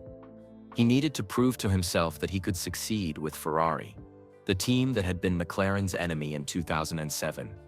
The team whose stolen secrets had started the scandal that changed his life. Joining Ferrari wasn't just about racing. It was about finally putting the ghosts of 2010 to rest. But as Lewis would soon learn, some ghosts refused to stay buried. The secret he had carried for 18 years was about to surface, and all the success in the world wouldn't be enough to protect him from the truth. Maranello, Italy. February 14. Lewis Hamilton walked through the gates of Ferrari for the first time as their driver. The famous red headquarters looked exactly as he had imagined since childhood. But standing here now at 39 years old felt surreal. This was the team that had been McLaren's enemy the team whose stolen secrets had destroyed his innocence. Now he was wearing their colors. "Welcome to Ferrari, Lewis," said Frédéric Vasseur, the team principal, extending his hand with a warm smile. "Thank you for having me," Lewis replied, but his mind was racing with memories. 18 years ago, the same team had been the victim of McLaren's cheating. Now they were giving him a chance to end his career on his own terms. The factory tour felt like walking through a museum of racing history. Every corner held legends. Enzo Ferrari's office. The engine rooms where championship-winning cars were built. The trophy cases filled with decades of success. But Lewis couldn't stop thinking about 207. Every red car he saw reminded him of the Ferrari documents that had changed his life. Every engineer they met made him wonder if they knew about the spy scandal that had scarred him permanently. "This is where we design the current car," Frédéric explained, leading Lewis into a massive engineering department. "Some of our senior engineers have been here for decades." Lewis nodded politely, but inside he was wondering, were any of these engineers here in 2007? Do they remember the stolen documents? Do they know what really happened? Meeting Charles Leclerc. In the driver briefing room, Lewis met his new teammate for the first time. Charles Leclerc was 26 years old, the same age Lewis had been when he left McLaren for Mercedes. But Charles had an innocence about him that reminded Lewis painfully of his younger self. "Lewis, this is incredible," Charles said, his enthusiasm genuine and infectious. "I've been watching your races since I was a child. You're the reason I wanted to become a Formula One driver." Lewis felt uncomfortable with the hero worship. "Don't make me your hero, Charles. Make yourself your own hero." Charles looked confused by the response. "What do you mean?" "I mean that heroes are just people who survived their worst moments. You don't want to go through what I went through to become who I am." "What did you go through?" Lewis paused. How could he explain 18 years of carrying secrets? How could he tell this young driver about betrayal? About learning that the adult world was built on lies? "Maybe you'll never need to find out," Lewis said finally. The first test. Ferrari's pre-season test at Barcelona was Lewis's first time driving the red car competitively. As he sat in the cockpit, adjusting his seat and checking his controls, he thought about the irony. The last time he had driven against Ferrari as enemies, he was 22 and full of trust. Now he was driving for them. Older and infinitely more cautious. "Radio check, Lewis," came the voice of his new race engineer, Riccardo Adami. "I hear you clearly," Lewis replied. "How does the car feel?" Lewis pulled out of the garage and onto the track. The Ferrari felt different from his Mercedes, more aggressive, more emotional somehow. It suited his personality in ways the clinical Mercedes never had. "It feels alive," Lewis said over the radio. For the first time in years, Lewis felt a spark of the pure joy he had lost in 2007. Not complete joy. Those days were gone forever. But something close to it. March 2024. First Ferrari victory. The Bahrain Grand Prix was Lewis's third race for Ferrari. He had finished second in the first 2 races, showing promising speed, but not quite winning. The media was already asking if Lewis was too old, if his move to Ferrari was a mistake. But in Bahrain, everything clicked.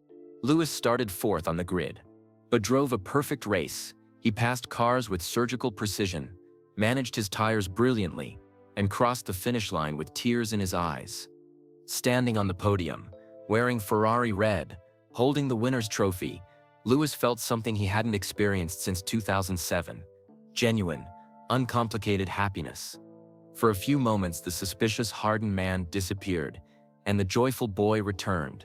Marcus, watching from the Ferrari garage, saw it too. There he is. Marcus whispered to himself. There's the Lewis I remember. But the joy was complicated. Even as Lewis celebrated, part of him wondered if this victory was somehow connected to the events of 2007. Was this redemption? Or was it just another chapter in a story that had started with betrayal? April 2024. The reminder. During the Emilia-Romagna Grand Prix at Imola, Lewis was reminded that the past never truly disappears.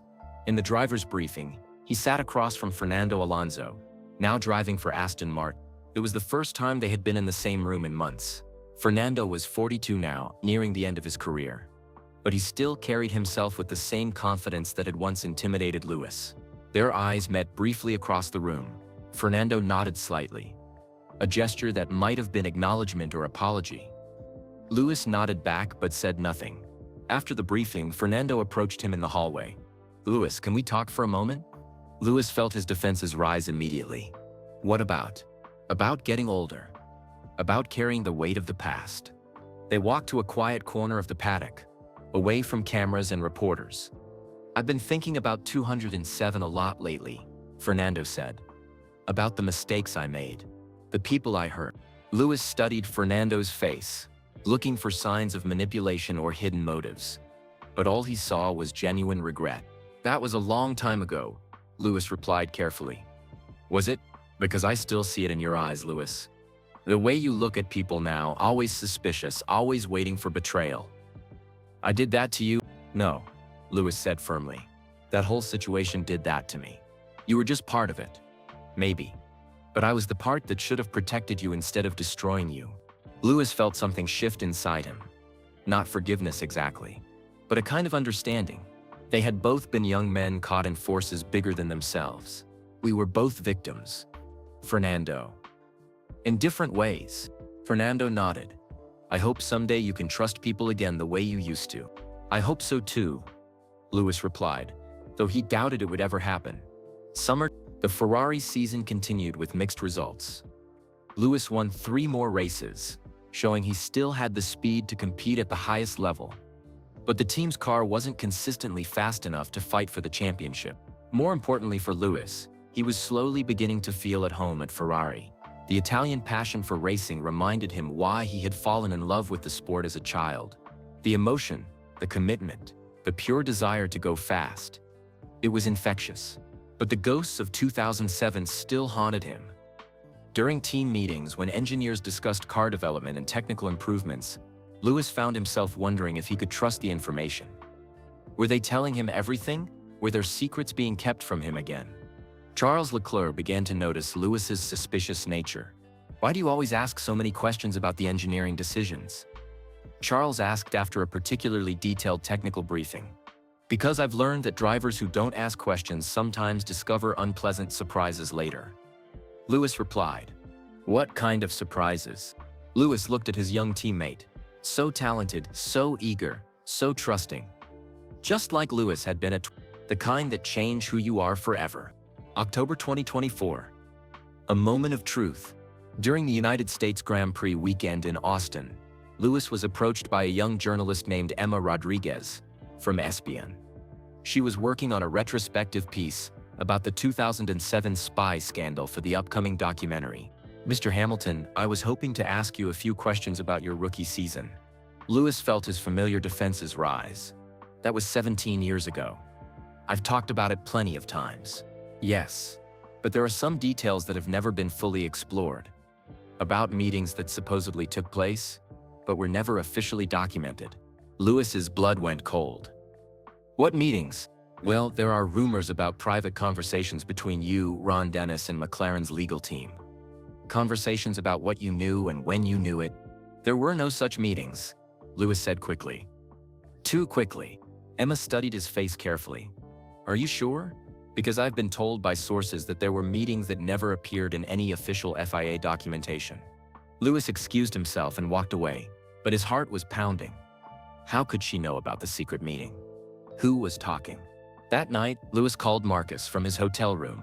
"Someone's asking questions about 207, Lewis said. "About meetings that supposedly never happened." "What kind of questions?" "The kind that could destroy everything I've built since then." Marcus was quiet for a moment. "Lewis, maybe it's time to tell the truth. You've been carrying this secret for 18 years. Maybe the world deserves to know what really happened." "Are you crazy? If people knew what I agreed to that night, they'd never look at me the same way again. Or maybe they'd understand that you were a 22-year-old kid who was trapped in an impossible situation." Lewis wasn't convinced. "I can't risk it, Marcus. I won't risk it." As the 2024 season ended, Lewis felt conflicted. Ferrari had welcomed him warmly. He had won races, and he had rediscovered some of his love for racing. But the journalists' questions haunted him. Someone, somewhere, knew about the secret meeting from July 30, 2007. Someone knew about Jonathan Crawford, and the choice Lewis had been forced to make. Someone knew about the promise he had made to stay silent.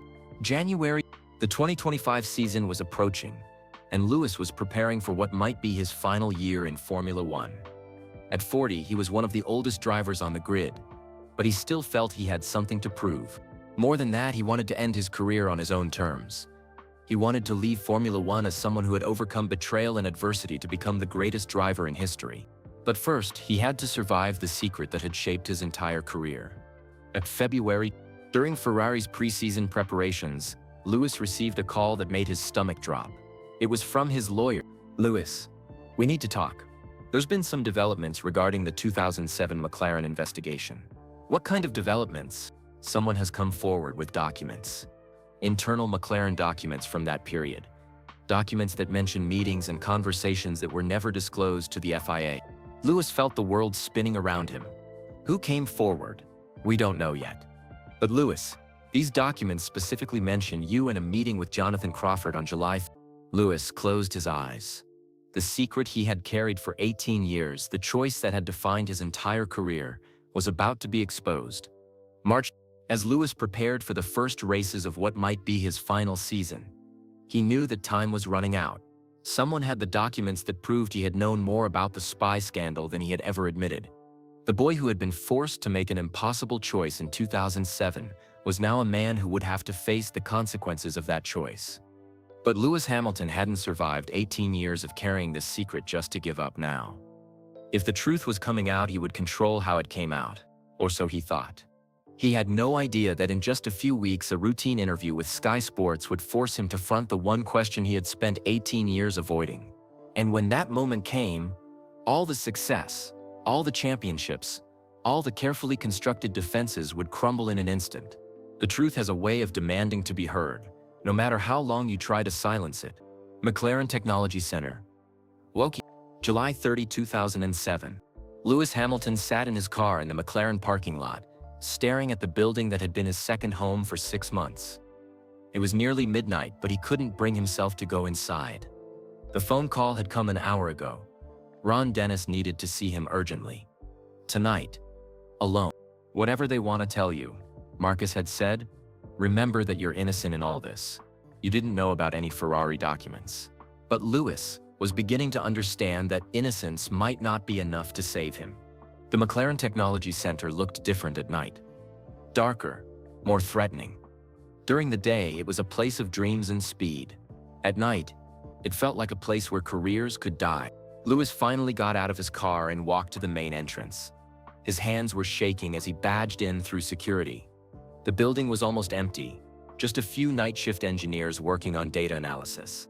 Ron Dennis's office. The lights were still on in Ron's office on the top floor. Lewis took the elevator up, each floor making him more nervous. When the doors opened, he saw Ron's assistant's desk was empty, but light spilled from under Ron's. Lewis knocked softly. "Come in, Lewis." Ron Dennis sat behind his massive desk, but he wasn't alone. Sitting in one of the leather chairs was a tall man in an expensive dark suit. Lewis had never seen him before, but something about the man's presence made Lewis immediately uncomfortable. Lewis, thank you for coming so late, Ron said. His voice sounded tired, older than usual. This is Jonathan Crawford from our legal department. Jonathan stood up and extended his hand. His grip was firm, his eyes cold and calculating. Mr. Hamilton, I appreciate you taking this meeting. What we're about to discuss is extremely sensitive. Lewis shook the man's hand, but every instinct told him to run. What's this about? Sit down, please, Jonathan said, gesturing to the chair next to him. Lewis sat, feeling like he was in a trap that was about to spring closed. Jonathan opened a thick folder on his lap. Mr. Hamilton, what I'm about to tell you can't leave this room. Ever. Do you understand the importance of confidentiality?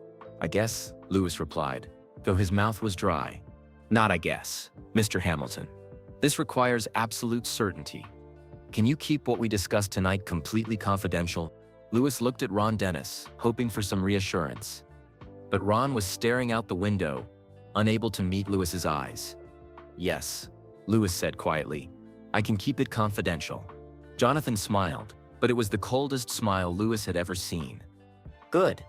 Now, Mr. Hamilton, you're aware of the situation regarding Ferrari technical documents that came into McLaren's possession. I know what I've read in the newspapers.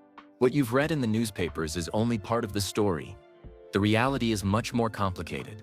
Jonathan pulled out several technical drawings from his folder. Even in the dim office lighting, Lewis could see the Ferrari logos clearly marked on the papers. These documents contain detailed information about Ferrari's 2007 car design, suspension geometry, aerodynamic packages, engine mapping, tire strategies. Everything. Lewis stared at the papers. Okay, but I don't understand why you're showing me this. Because, Mr. Hamilton, these documents were used to develop your car and Fernando's car. Every victory you've achieved this season has been with a car that was enhanced using Ferrari's proprietary technology. The words hit Lewis like a physical blow. He felt sick to his stomach. That's not possible. I would have known. Would you? Jonathan asked. You're 22 years old, Mr. Hamilton. You've been in Formula One for 6 months. Do you really think you would have recognized when technical improvements came from stolen information versus normal development? Lewis looked desperately at Ron Dennis. Ron, tell me this isn't true. Ron finally turned from the window. His face looked haggard. Lewis, I'm sorry. It's true. We've been using Ferrari's technical information to develop our cars since March. Lewis felt like the world was spinning around him. Every victory, Canada, Indianapolis, Hungary, all of them were tainted. Built on cheating. But that means… Lewis couldn't finish the sentence. It means you've been winning races in a car developed using stolen technology. Jonathan said matter-of-factly. In the eyes of the law, that makes you complicit in industrial espionage. But I didn't know. I had no idea. Legally, ignorance is not always a defense. Mr. Hamilton, if this information becomes public, the media will ask how you couldn't have known. They'll ask why you didn't question the car's sudden improvements. They'll suggest you were willfully blind to obvious cheating. Lewis stood up quickly, his chair rolling backward. This is insane. I'm innocent. I never saw any Ferrari documents. I never asked for any stolen information. Sit down, Mr. Hamilton, Jonathan said firmly. Something in his tone made Lewis sit back down. Now, here's what's going to happen. Jonathan continued. The FIA investigation is expanding. They're going to question everyone. Drivers, engineers, management. When they question you, you need to be very careful about what you say. I'll tell them the truth, that I didn't know anything. Yes, that's exactly what you'll tell them. But there's more to it than that. Jonathan pulled out another document, a timeline of McLaren's 2007 development program.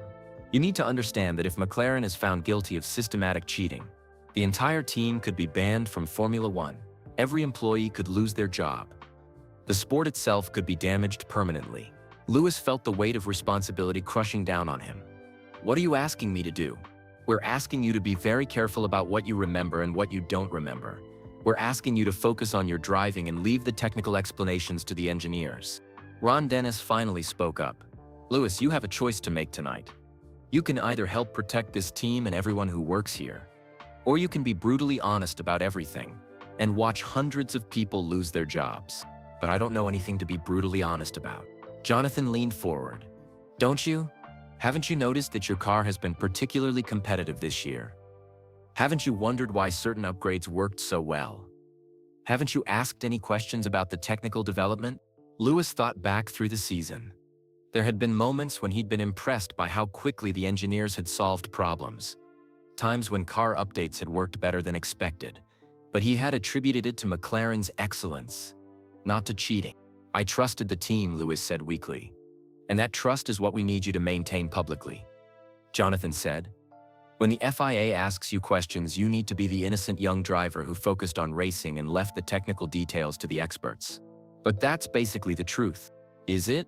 Or is it a convenient version of the truth that protects everyone involved? Lewis felt trapped. What happens if I refuse? What if I tell the FIA everything I know? Jonathan's smile turned predatory. Then we'll be forced to protect the team by making it clear that you were aware of irregularities and chose not to report them. We'll have to suggest that you were a willing participant who only claimed ignorance when the scandal broke. You'd lie about me. We'd present facts in a way that protects McLaren International Limited. Your reputation would be collateral damage. Lewis looked at Ron Dennis again. Ron, you'd really do that to me. Ron couldn't meet his eyes. Lewis, I hope it never comes to that. But this team is bigger than any one person, including you. Lewis realized he was completely alone. The people he had trusted, the team that had given him his dream, were now threatening to destroy him if he didn't cooperate with their cover-up. So what exactly are you asking me to do? Jonathan closed his folder. We're asking you to remember that you're a racing driver, not an engineer. When the FIA questions you, you'll say that you never saw any Ferrari technical documents. You'll say that you trusted your team to develop the car legally. You'll say that you were focused on driving and left all technical matters to the experts. And if they ask specific questions about car performance or development, you'll say that as a driver you don't get involved in the technical details. You'll say that your job is to drive the car as fast as possible regardless of where the performance comes from. Lewis felt sick. You're asking me to lie. We're asking you to be strategically truthful, Jonathan corrected. Everything you'll say will be technically accurate. You didn't see Ferrari documents. You did trust your team. You were focused on driving. But I'll be leaving out the part where you just told me that my car was built using stolen technology. You'll be leaving out a conversation that never officially happened, Jonathan said. This meeting is not recorded anywhere.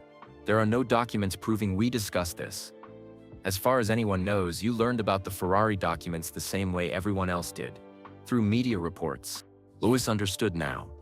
They were making him complicit in the cover-up by telling him the truth and then asking him to pretend he had never learned it. And if I agree to this, what happens to me? You continue your racing career, Ron said. You keep your championship points. You have the chance to become world champion despite this scandal. And if I don't agree, Jonathan stood up. Then you'll find yourself unemployed very quickly. And we'll make sure everyone in Formula One knows that Lewis Hamilton was aware of technical irregularities from the beginning but chose to benefit from them until he got caught. Lewis felt tears forming in his eyes.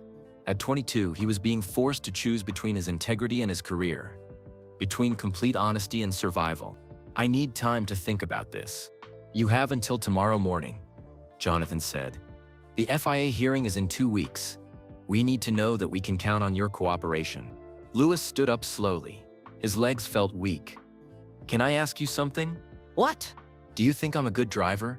Without the advantages? Am I actually talented enough to be here? Ron Dennis looked at him with something that might have been pity.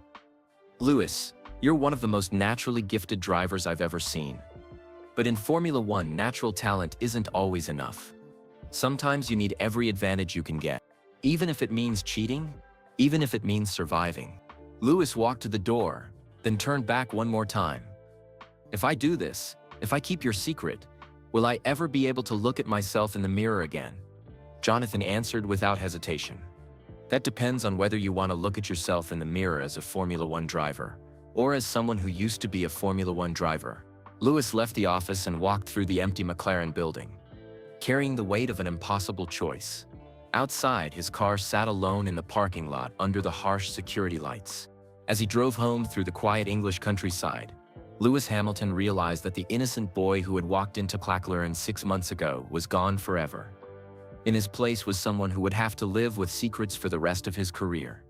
By morning, he would have to decide, tell the complete truth, and probably end his Formula One career, or become complicit in the biggest cover-up in motorsport history. Either way, he would never be the same person again. The boy who had just wanted to race cars fast was about to become a man who understood that sometimes survival requires compromise. And 18 years later, that compromise would come back to haunt him in ways he could never have imagined. Sky Sports Building, London. March 15, 2025. Lewis Hamilton sat in his Ferrari in the Sky Sports parking lot, his hands gripping the steering wheel so tightly his knuckles were white. The interview had ended 3 hours ago. But he couldn't bring himself to leave. His phone had been buzzing non-stop.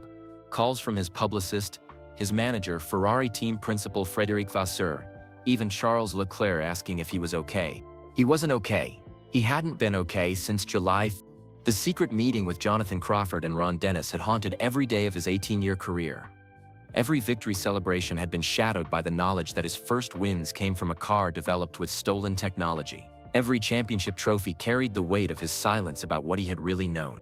And now Sarah Chen had somehow discovered the truth. Lewis finally started his car and drove through the London streets, not really knowing where he was going.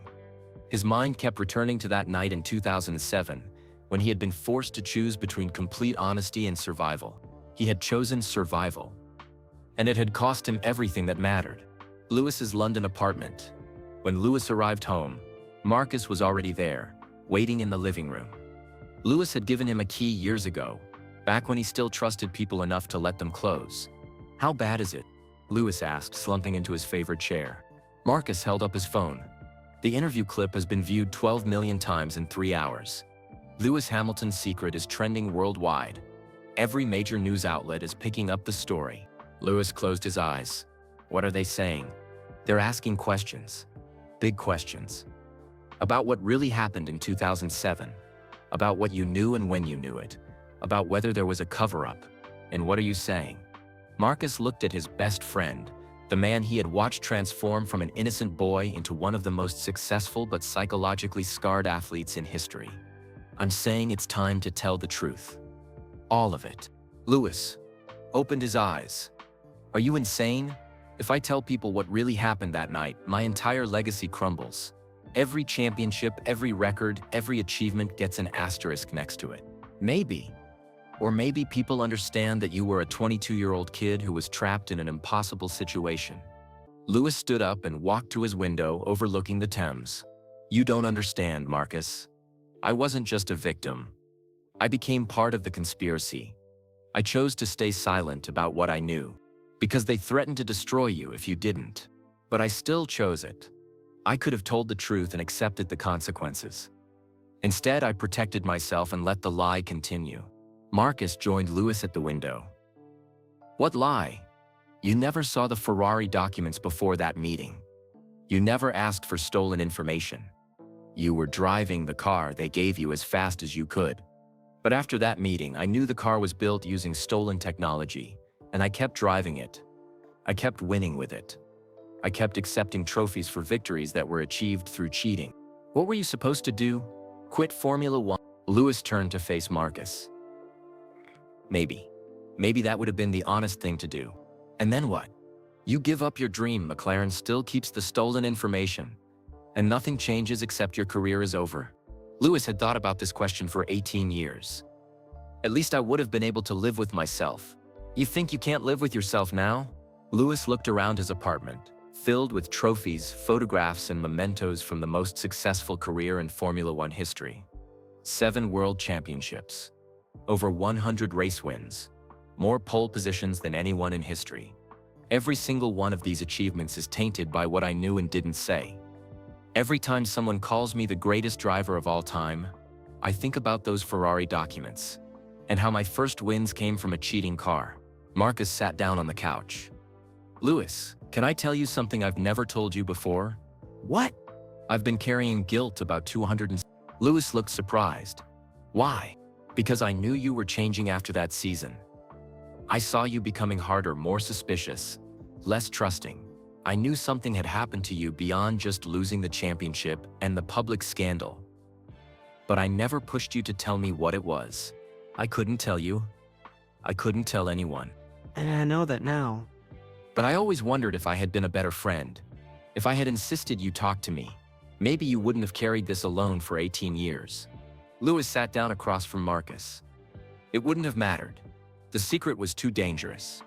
If I had told you, it would have just made you complicit too. Maybe. Or maybe it would have helped you realize that you were more victim than villain in all this. Lewis's phone rang. The caller ID showed his father's name. Dad, son. I just saw the news. Are you all right? Anthony Hamilton's voice was full of concern. At 66 years old, he had watched his son become the most successful racing driver in history. But he had also watched the joy slowly drain out of Lewis's achievements. I don't know, Dad. I honestly don't know. Come home tonight. Come stay with your mom and me. Don't be alone right now. Dad, there are probably reporters camped outside your house by now. Let them camp. My son needs his family. After hanging up, Lewis realized his father was right. For 18 years, he had carried this burden alone. Maybe it was time to stop being alone. The Hamilton family home, Stevenage. Lewis drove through the crowd of reporters outside his parents' house without stopping. Cameras flashed, reporters shouted questions, but Lewis kept driving until he reached the garage. His father was waiting there, ready to close the garage door as soon as Lewis was inside. The vultures are circling, Anthony said as he hugged his son. They smell blood in the water, Lewis replied, and they're not wrong. Inside the house, Carmen Hamilton had prepared Lewis's favorite meal, just like she had done when he was a child coming home from a difficult day at school. But this wasn't a difficult day at school. This was potentially the end of his career and reputation. Tell us what's really going on, Carmen said as they sat around the kitchen table. No secrets, no protecting us from the truth. Tell us everything. So Lewis did. For the first time in 18 years, he told the complete story of July 30th in 2007. He told them about Jonathan Crawford, about the Ferrari documents, about the impossible choice he had been forced to make. Anthony listened without interrupting, his face growing more angry with each detail. They blackmailed you, he said when Lewis finished. A 22-year-old kid, and they blackmailed you into silence. They gave me a choice, Lewis corrected. Between destroying your career and becoming complicit in their cover-up. That's not a real choice, son. That's extortion. Carmen reached across the table and took Lewis's hand. You were just a boy. You did what you thought you had to do to survive. But I've been living with the guilt ever since. Every victory, every championship, every record, they all feel hollow because I know how it started. Anthony stood up and walked to the window, overlooking the garden where Lewis had played as a child. Son, let me ask you something. If you could go back to that night in 2007, knowing everything you know now, what would you choose? Lewis thought about it. I don't know, maybe I would have had the courage to tell the truth then. Maybe I would have walked away from Formula One rather than compromise my integrity. And then what? Some other young driver takes your place at McLaren, faces the same choice, maybe makes the same decision. Meanwhile, you're working in a garage somewhere, wondering what could have been. At least I would have been honest. Would you? Or would you have just been naive? Lewis looked at his father with confusion. What do you mean? Anthony returned to the table. Son, I've spent 20 years watching Formula One politics. I've seen how teams operate, how they protect themselves, how they use drivers as pawns in bigger games. What happened to you in 2007 wasn't unique. It was just the first time you experienced it. So you think I made the right choice? I think you made the only choice a 22-year-old could make in that situation. And I think you've been punishing yourself for 18 years for something that wasn't really your fault. Lewis felt tears forming in his eyes. But Dad, I became part of the conspiracy. I stayed silent about what I knew. Because they threatened to destroy you if you didn't. Because they made it clear that telling the truth would hurt you more than anyone else. Because they trapped you in a situation where there were no good choices. Carmen squeezed Lewis's hand. Sweetheart, you've spent 18 years trying to prove that you deserved success despite how it started. 7 championships, over 100 wins, every record in the sport. Don't you think you've proven it by now? Have I? Or have I just been running from the guilt? Maybe both, Anthony said. But either way, you can't run forever. That journalist found out somehow. The truth is gonna come out whether you control it or not. Lewis wiped his eyes. So what do I do? You tell your story, Marcus said from the doorway. He had followed Lewis to Stevenage and let himself in through the back door. You tell the world exactly what happened that night. You explain the choice you were forced to make. You let people judge for themselves whether you were a villain or a victim. And if they judge me harshly, then at least you'll finally be free of the secret you've been carrying all these years. Lewis looked around the kitchen at the three people who had supported him through everything. His parents, who had sacrificed for his dreams, and Marcus, who had watched him transform from boy to man. There's something else, Lewis said quietly. Something I've never told anyone. They all looked at him with concern. The night after that meeting with Jonathan Crawford, I almost quit. I almost called Ron Dennis and told him I was walking away from Formula One. I couldn't stand the thought of being part of the cover-up. What stopped you? Anthony asked. You did, Dad. All of you. I thought about everything you had sacrificed to get me to Formula One. The jobs you worked, the money you spent, the dreams you had invested in my career. I couldn't throw it all away. Anthony's eyes filled with tears. Son, we never wanted you to compromise who you are for our dreams. I know that now. But at 22, I felt like I owed it to you to make the sacrifice work. Carmen stood up and hugged her son. You don't owe us anything, Lewis. You never did. But I owe myself the truth, Lewis said. And maybe I owe the world the truth too. Later that night, Lewis sat alone in his childhood bedroom, surrounded by karting trophies and posters of his racing heroes. His phone had finally stopped buzzing. His publicist had turned it off after the 100th call from reporters. He opened his laptop and began to write. Not a prepared statement crafted by lawyers and publicists, but his own words about what had really happened 18 years ago. As he typed, Lewis felt something he hadn't experienced since 2007, a sense of lightness, as if a weight was being lifted from his shoulders. The secret that had shaped his entire career was finally being released. He wrote about being a 22-year-old boy who just wanted to race cars fast. He wrote about the impossible choice he had been forced to make. He wrote about 18 years of guilt and the championships that felt hollow because of how they had started. Most importantly, he wrote about forgiveness, not asking for it from others, but finally giving it to himself. When he finished writing, Lewis looked at the document on his screen. It was 3,000 words of complete honesty, the story he had never been able to tell. Tomorrow, he would release it to the world. He would finally answer the question that Sarah Chen had asked, the question that had haunted him for 18 years.